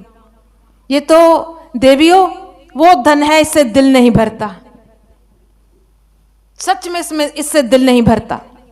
जो लौकिक धन होता है ना, ये भौतिक जगत वाला धन, इससे एक ना एक दिन सचमुच उब जाओगे। आज व्यासपीठ से बैठ करके वो बातें कहूंगी 7 दिन, मुझे नहीं पता कहां से आएंगी, वो कहां से नहीं आएंगी। ये सच्ची बातें हैं। कहीं गड्ढियों के नोटों के ढेर लग जाए ना घर में, बेचैनी आ जाएगी। देख लेना कभी जीवन में, इनको संभाले कहां, रेड पड़ जाएगी, इनको संभाले कहां, चोर पीछे लग जाएंगे, इनको संभाले कहां, बंटवारा कैसे होगा, इनको संभाले कहां, घर में विवाद हो जाएगा। ये सच्ची बातें हमारे परिवारों की हैं। ना दाएं दिखता है, ना कोई आगे दिखता है, ना कोई पीछे दिखता है, लेकिन ये परिणाम किसको कर रहे हैं? जय सच्चिदानंद, जय सच्चिदानंद। देवी, जिस राम की अभी राम कथा सुन के आए हैं ना, ये मेरे वही इष्ट हैं राम जी। मैं उन्हीं को ये जय सच्चिदानंद करके प्रणाम कर रहा हूं। देवी आप भी तो प्रणाम करो, प्रणाम करो। देवी ने कहा नहीं प्रभु, मैं प्रणाम नहीं करूंगी। पहले तो आप एक पागल बाबा के पास जाकर के, कुंभज ऋषि के पास जाकर के मुझे कथा में ले गए थे, वहां चले गए। तुम्हारा क्या, तुम्हारा तो कुछ पता ही नहीं चलता। मुझे तो तुम्हारी समझ का ही कुछ पता नहीं चलता। पहले उस बाबरे बाबा के पास ले गए, अब तुम इनको बोलते हो ये मेरे इष्ट है राम। अरे बाबा, तुम कहते हो ये मेरे इष्ट हैं, ये 2 राजकुमार छोटे छोटे जिनको यही नहीं पता कि हमारी माता को कौन चुरा करके ले गया है, तुम इनको इष्ट कहते हो? ये पागलों की तरह जंगल में घूम रहे हैं और ढूंढ रहे हैं। बाबा ये नहीं, ये तो क्या है, ये तो गृहस्थियों की तरह, कामियों की तरह, कैसे कामियों की भांति जोर जोर से चला रहे हैं, हे सीता, हे सीता, हे सीता। कोई ऐसे होते हैं राम भगवान? कोई ब्रह्म ऐसा होता है? नहीं बाबा, नहीं, ब्रह्म नहीं हो सकते, ये परमात्मा नहीं हो सकते, ये ईश्वर नहीं हो सकते, मैं नहीं प्रणाम करूंगी। अब जब सीता नहीं मानी, बाबा को बहुत दुख हुआ। जब सीता नहीं मानी ना, बाबा को बहुत दुख हुआ। बाबा के हृदय में बहुत आघात हुआ कि मेरी ही पत्नी मेरा ही कहना नहीं मानती। घर में कोई ऐसा सदस्य हो परिवार में, वो हमारा कहना ना माने, तो हमारे हृदय में चुभन होती है कि हमारे हृदय में सुकून मिलता है। तो आज बाबा की अपनी हृदयांगनी, अपनी पत्नी, अपनी भार्या विश्वास नहीं कर रही बाबा के शब्दों पर, बाबा के वचनों पर। बाबा ने कहा नहीं देवी, नहीं मानती। बाबा बहुत मना रहे हैं, बहुत मना रहे हैं, लेकिन बाबा कहते हैं जो तुमरे मन अति संदेह जो तुमरे मन अति संदेह तो दिन जाई परीक्षा दे जो तुमरे मन अति संदेह तो किन जाई परीक्षा दे। देवी, जो तुम्हारे मन में अगर संदेह है ना बाबा के प्रति, भोलेनाथ के प्रति, महादेव के प्रति, जाओ परीक्षा ले लो। फिर क्यों बात करती हो ज्यादा? जाओ जाके परीक्षा लो। मेरे पे तो विश्वास होता नहीं है, परीक्षा लो। देखो ये जो सती है ना, ये संशय है, और जो बाबा है, बाबा कौन है? विश्वास है। संशय और विश्वास दोनों इकट्ठे इकट्ठे नहीं रह सकते। जहां संशय ही रहेगा, जहां विश्वास ही रहेगा। एक समय एक ही चीज रहती है। तो बाबा ने कहा कि जाओ परीक्षा लो। फिर माता क्या की? माता ने सती का वेश धारण कर लिया। माता सती जी ने सीता जी का वेश धारण कर लिया। जैसे ही माता ने, सती जी ने सीता का वेश धारण किया, माता आगे आगे चलने लगी। माता आगे आगे चलने लगी। लक्ष्मण भैया ने दूर दूर से देखा, लगता है भैया, भैया लगता है वो आ रही है, भाभी भाभी वो आ रही है, भैया देखो देखो देखो, लगता है वो झाड़ियों की ओट में आ रही है। बाबा बोले, मेरे राम बोले, नहीं लखन नहीं, ये तेरी सीता माता नहीं है, ये नहीं है, ये जानकी नहीं है, अंतर्जामी है। बाबा राम मेरे अंतर्जामी है। वो कैसे मान ले? बाबा को इस बात का भान है राम को कि ये मेरी जानकी नहीं हो सकती। नहीं भैया, वो वही लगती है, माता सीता ही लगती है। नहीं नहीं लखन, ये नहीं है, ये जानकी नहीं हो सकती। जानकी सदैव मेरे पीछे रहती है, मेरे पीछे चलती है। ये आगे चलने वाली मेरी जानकी नहीं हो सकती, नहीं हो सकती, मेरी जानकी नहीं हो सकती, नहीं हो सकती। ये तो लगता है आज सती ने सीता का वेश धारण किया है। बाबा अंतर्जामी है, राम जान गए दिल की, बूझ गए मन की, कि आज सती ने मेरी परीक्षा लेने पर मन विचार कर लिया है, मन में ये धार लिया है अंदर कि मैं आज परीक्षा लेके हटूंगी। आज सती मेरे इतने बड़े राम की परीक्षा लेने पर उतर आई है। संशय जो होता है ना, ये किसी का लिहाज नहीं करता कि ये राम है, भगवान है, ये कृष्ण है, ये कौन है। संशय तुम्हारा संशय ही होता है। आज सती जैसे ही आगे आगे भगवान के चलने लगी, बाबा ने कहा, समझ गए मेरे राम। बाबा भोलेनाथ बड़े दुखी होते हैं, ये सीता क्या कर, ये मेरी सती क्या कर रही है? सीता का वेश बना करके आगे चल पड़ी है। बाबा तो दुखी हो रहे हैं भोलेनाथ, लेकिन सती वैसे ही चली। आज राम जी ने देखा जब सती जी को, राम जी ने कहा कि आज सती मेरी परीक्षा लेने आई है। राम जी ने क्या कहा? सोचा कि आज सती मेरी परीक्षा लेने आई है। जो परीक्षा लेता है ना, वो गुरु होता है। आज सती मेरी गुरु बन के आई है, और मैं चेला बन गया हूं, और मैं शिष्या बन गया हूं। चेला गुरु को प्रणाम करता है। आज मैं माता सती को प्रणाम करता हूं। मैं कहता हूं, माता आज मैं आपको दशरथ नंदन राम आपके श्री चरणों को प्रणाम करता हूं। बारंबार प्रणाम, बारंबार प्रणाम माता। पर आज आनंद नहीं आया। मेरे भोलेनाथ कहां है? कहीं वो समाधि में तो नहीं बैठे, कहीं उनकी समाधि तो नहीं लग गई। आज तुम अकेली जंगलों में भटक रही हो, क्या कर रही हो? ओहो, आज भवानी डर गई, जगत जननी जगदम्बा डर गई। आज राम को पता चल गया कि मैं सीता नहीं, मैं सती हूं। सीता नहीं, मैं सती हूं। डर गई, आज मार्ग से पीछे मुड़ गई, और जैसे ही मुड़ के धीरे धीरे चलने लगी, कहते चेहरा ऐसा रंग उड़ गया, चेहरे का चेहरा पीला पड़ गया, और लड़खड़ाती जैसे बेजान शरीर चलता है, मार्ग में चलती हुई किसके पास पहुंच गई? भोलेनाथ के पास पहुंच गई, उनके सन्मुख बैठी जाकर। बाबा ने कहा, मैया राम जी के दर्शन कर लिए, देखा ही राम जी को, परीक्षा ले?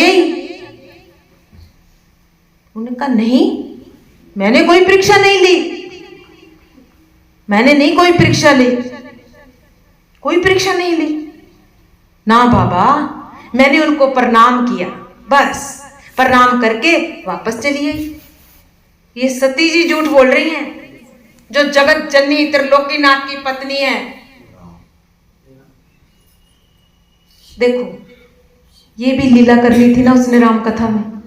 भगवान ने इससे भी तो लीला करवानी है ना। सती झूठ थोड़ी बोल सकती है, वो जगदम्बा है, परम अंबा है, इस जगत की अधिष्ठात्री देवी है, इस जगत की कर्ता धर्ता है, वो झूठ नहीं बोल सकती। वो भी लीला कर रही है बेचारी, वो भी लीला। अगर वो लीला ना करती राम कथा कैसे बनती? आज वो भी लीला करने में प्रधान है। तो माता ने कहा कि मैंने कोई परीक्षा नहीं, बाबा भोलेनाथ से कह दिया कि मैंने बाबा कोई परीक्षा नहीं ली, आपको भ्रम हो गया। मैंने क्यों परीक्षा लेनी थी राम की?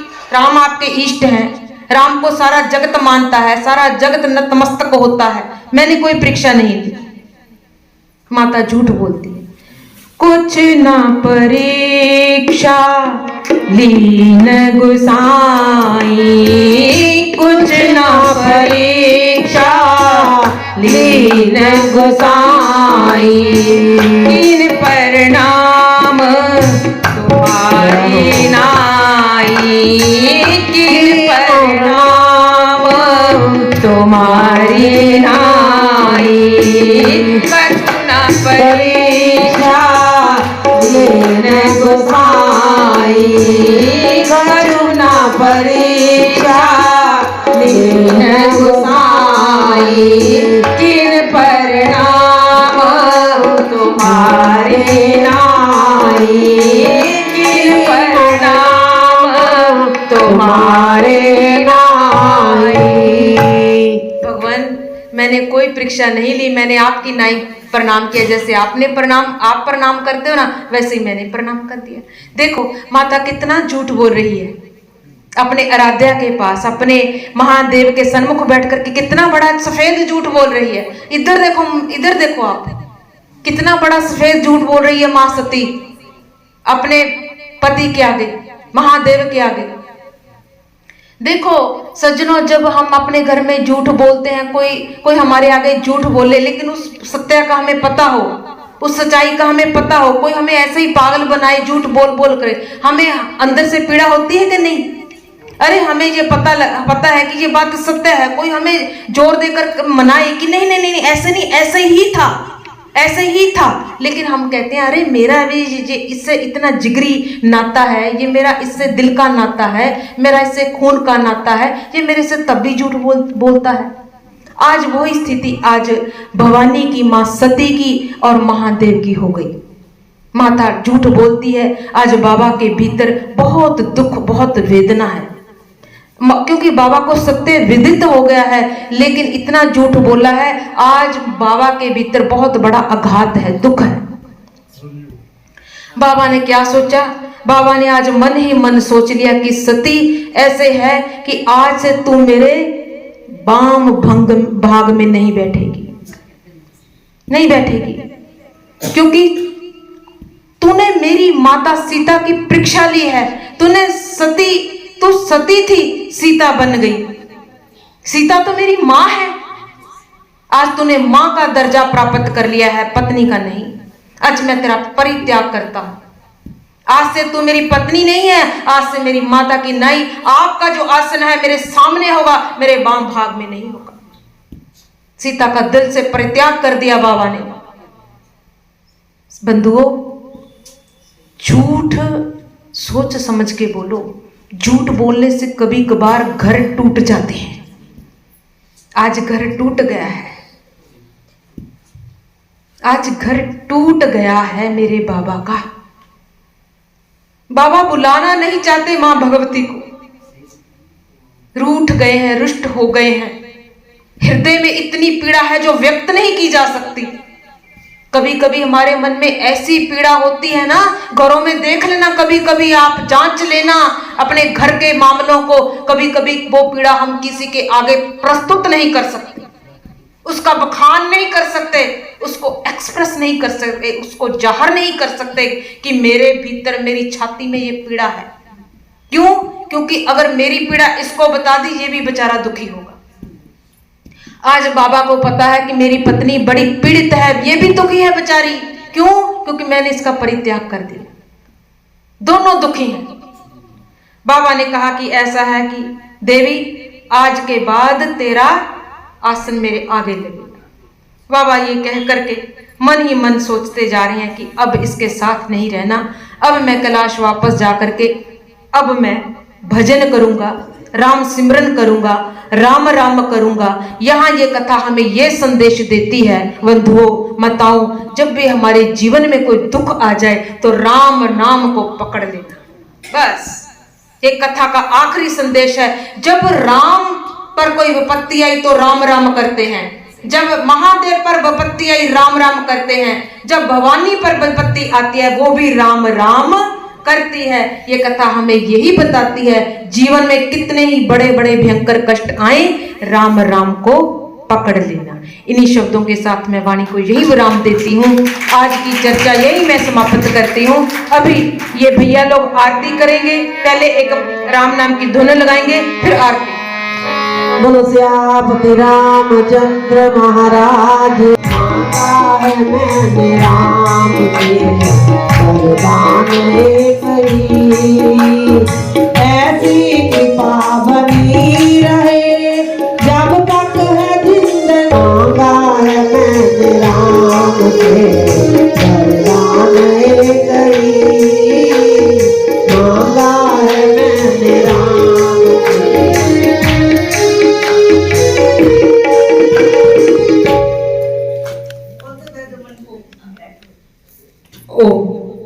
अभी 5 मिनट के लिए मेरे बाएं हाथ, मेरे पूज्य गुरुतुल्य, मेरे गुरु भाई, आपसे मैं निवेदन करूंगी 2 शब्द संगत को आप बोल करके इनके कृतार्थ कीजिए। रोज मैं चाहती हूँ कोई ना कोई आपके सम्मुख यहाँ संत बुलाया करेंगे, आप दर्शन करके धन धन होया करेंगे। ठीक है, यही हमारा कुंभ है। चलिए महाराज जी आप बोलिए, दे इनको मैक दीजिए।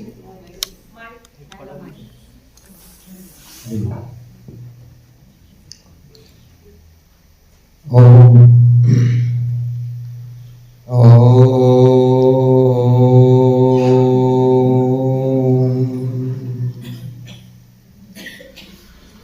तस्यैति शेषततमञ्जलिश पुष्पै प्रक्षिपते रसभरे मधुरे द्विरेफै जागृति यत्र भगवान् गुरुचक्रवर्ती विश्वोदय प्रलय नाटक नित्य साक्षी नीलांबुज श्यामल कोमलांगम सीता समारो पितवाम भागम पाणो महासा यकचारु चापम नमामि रामं रघुवंशनाथम अतुलित बलधामं हेमशैलावदेहं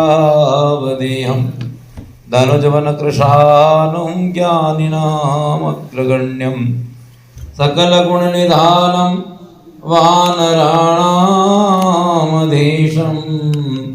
रघुपति प्रिय भक्तं वातजातं नमामि। आइए 2 क्षण प्रभु नाम के साथ में सीता राम राम राम राधे श्याम श्याम श्याम सीता राम राम राम राधे श्याम श्याम श्याम सीता राम राम राम राधे श्याम श्याम श्याम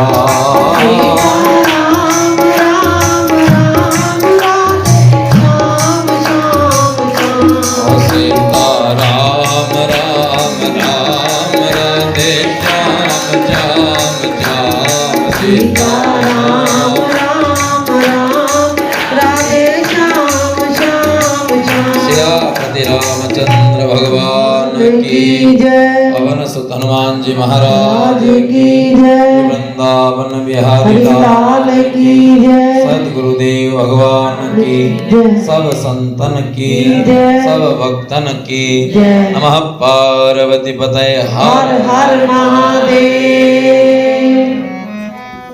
कली कल्मष नाशिनी एवं श्री राम कथा का पावन स्वरूप मंच व्यासपीठ पर विराजमान हमारी आदरणीय बहन परजीत कौर जी एवं विराजमान समस्त भगवत भक्त श्रोतागणों माताओं बहनों भाई बंधुओं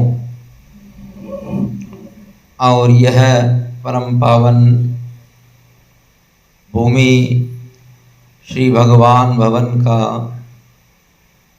यह मंदिर, यहाँ पर जिन महापुरुषों ने तप किया है उन सब के लिए वंदना, और जो इसका संचालन कर रहे हैं उनको भी वंदन है। हमारे विराजमान हमारे सभी भगवत प्रेमी हमारे श्री चन्नी जी गिल एवं और भी मलिक जी बैठे हैं, आदरणीय हमारे श्री चिंटू जी सभी विराजमान हैं। सबको सादर सादर जय सिया राम।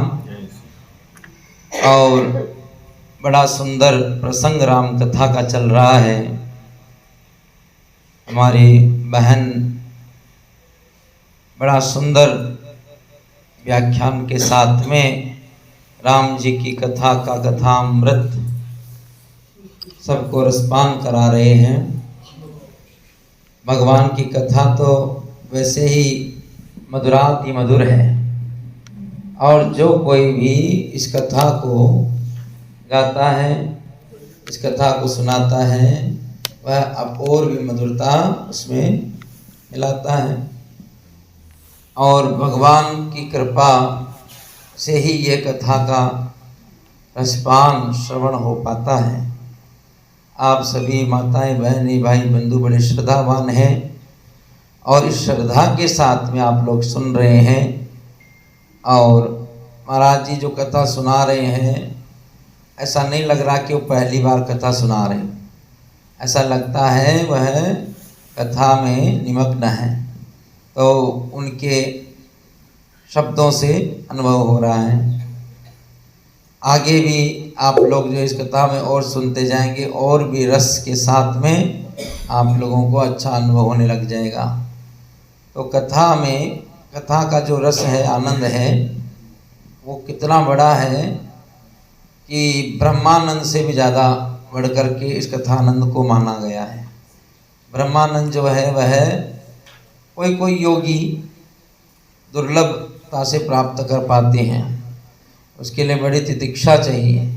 विवेक वैराग्य षड संपत्ति मोक्षता आदि के साथ में जब साधक लगता है, तब जाकर के उसको ब्रह्मानंद की प्राप्ति होती है। परंतु कथानंद जो ऐसा है कि जन साधारण भी उसको प्राप्त कर लेता है, और बड़ी सहजता के साथ उसको प्राप्त कर लेता है। तो यह कथा का एक इतना बढ़िया साधन है जिससे मन शीघ्र ही तन्मय हो जाता है। और अभी आप कथा के विषय में जो सुन रहे थे, भगवान महादेव के मानस में रची ये श्री रामचरितमानस राम कथा समय अनुसार जो है वह पार्वती जी को सुना रहे हैं। और बड़ा सुंदर भाव अभी सुनाया जा रहा था। माँ सती के संशय का निवारण कर रहे हैं। और देखो उस समय में ऐसी परंपरा थी कि कबीर जी का जो है मत उस समय चल रहा था। तो ये विषय हो गया कि क्या राम जी जो है वह अलग अलग है क्या? एक राम दशरथ कर बैठा, एक राम का सकल पसारा, एक राम घट घट में बैठा, एक राम है सब सो न्यारा। तो इस कथा से आपको अनुभव में आएगा। तो कई बार ऐसा हो जाता, सगुण निर्गुण के भेद आ जाते हैं कि सगुण है वो परमात्मा सगुण साकार है कि निर्गुण निराकार है, ऐसा आ जाता है। तो वो संशय उस समय में चल रहा था, तो गोस्वामी जी ने उसका निराकरण कर दिया। ये संशय दूर हो गया। आप राम कथा सुनने से ये बात अनुभव में आ जाएगी कि अलग अलग राम नहीं है, वही राम दशरथ घर बैठा, अरे वही राम का सकल पसारा, वही राम घट घट में बैठा, और वही राम का जग सोन्यारा। तो वही है ना, कोई दूसरा नहीं है, एक ही तत्व है। अरे जहाँ पर वेद सर्व खलुदम ब्रह्म की भावना से कह रहे हैं, तब फिर वो अलग अलग हैं क्या? सिया राममय सब जग जानी, जहाँ सब जगत ही सिया राम जी का रूप है, तो फिर अलग अलग कहाँ हुआ? यह अलग अलग हो जाने का जो संशय है, बड़ा भारी संशय है। भगवान कहते हैं संशयात्मा विनश्यति, संशय का निवारण कर लेना बड़ा जरूरी है। तो राम कथा जो है सब संशय उड़ावन हारण, राम कथा जो है वो सब संशयों का निवारण करने वाली है। और ऐसे राम कथा सुंदर करतारी, और सकल विहंग संशय विहंग उड़ावन हारी। तो संशय विहंग को उड़ा देती है ना, तो ये सब प्रकार के संशयों का निवारण कर देने वाली कथा है। और संशय का निवारण हो जाए तो ज्ञान की प्राप्ति हो जाए। ये संदेह ही तो है कि भगवान है कहाँ, ये संशय बड़ा भारी है। वेद तो कह रहे हैं तत्त्वमसि, जिसको तू खोजता है वह तुझसे अलग नहीं है, परंतु फिर भी मन में संशय है। संशय का निवारण करने के लिए गुरुदेव ज्ञान सुनाते हैं, महापुरुष लोग सत्संग सुनाते हैं। सत्संग और कथा के द्वारा ये सब व्यथा मिट जाती है, सब संशय मिट जाता है। तो आप लोगों को बड़ा सुंदर सौभाग्य है। देखो थोड़ा बहुत भाग्य होता है तो धन आदि प्राप्त होता है, थोड़ा उससे ज़्यादा भाग होता है, पद मिलता है। अरे बहुत जो महान भाग्यशाली होते हैं उनको सत्संग मिलता है। तो आप लोगों को जो है महान भाग्यशाली है, और सत्संग और कथा के माध्यम से आप लोग जो है इस समय का लाभ लीजिए। और पुनः पुनः धन्यवाद है हमारी बहन परजीत कौर जी को, श्री चंदनी जी गिल को, इनके परिवार हमारे बड़ा भाव से जो है, बहन जी हमारे वैसे ही बहुत शास्त्रों का सदा स्वाध्याय अध्ययन आप करते रहते हैं, और बोलने की कुशलता भी आपकी जो है वक्तृत्व कला ही भगवान की कृपा से प्राप्त होती है, वक्तृत्व कला भी। तो आप जब मिले तब से मैंने इनको कह दिया कि आप तो आगे खूब जीवों को चेताएंगे, खूब लोग जो है आपकी वाणी से लाभ लेंगे। तो ये बहुत अच्छी बात है कि आप सब लोग बड़े भाव से कथा सुनिए और इसका लाभ लीजिए। हरि ओम तत्सत। ओम शांति शांति शांति। आरती गाऊं रघुवर कोरी जाऊं, आरती गाऊं रघुवर कोरी जाऊं, आरती गाऊं रघुवर कोरी जाऊं। हे राजा राम तेरी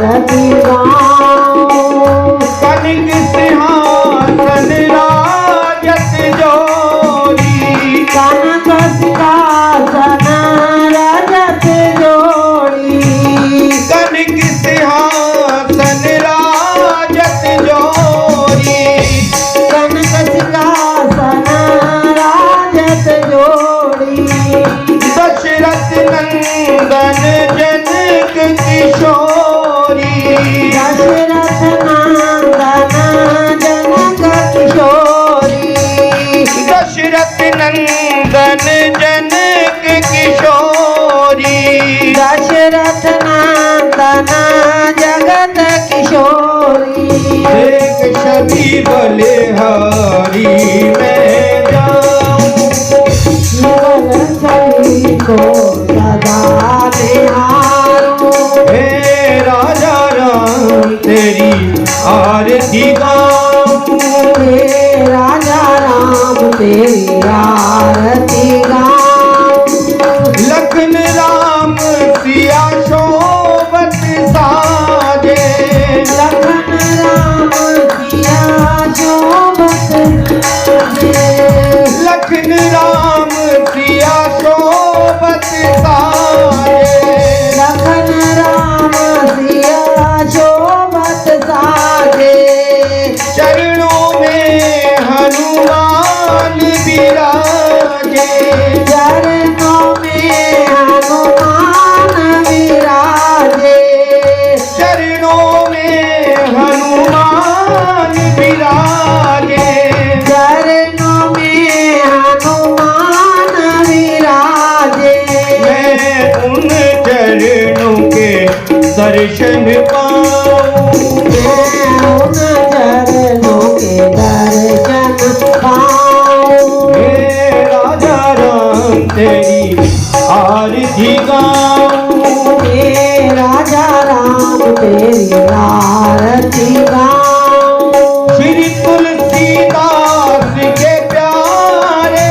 तुम हो तुलसीदास के प्यारे तुम हो श्री तुलसीदास के प्यारे तुम हो तुलसीदास के प्यारे तुम हो मेरे रघुवीर जीवन धन हो मेरे रघुवंशी जीवन धन हो हाथ सदा चरणों में मैं पाऊं नाथ सदा चरणों में मैं पाऊं हे राजा राम तेरी आरती गाऊं हे राजा राम तेरी आरती गाऊं मैं सेवक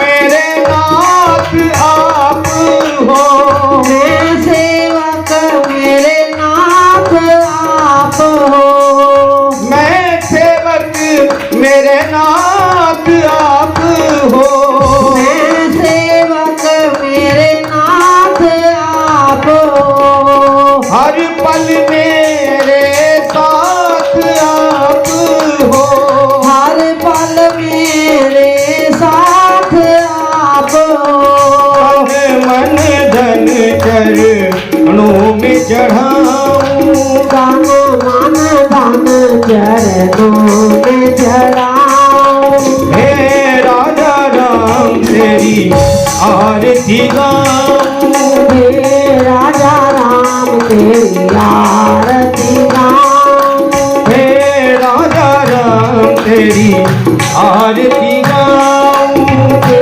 राजा राम तेरी आरती गाऊं श्री अवध बिहारी तेरी आरती गाऊं अवध बिहारी तेरी आरती गाऊं आरती गाऊं रघुवर को रिझाऊं आरती गाऊं रघुवर को रिझाऊं आरती गाऊं रघुवर को रिझाऊं आरती गाऊं रघुवर को रिझाऊं हे राजा राम तेरी आरती गाऊं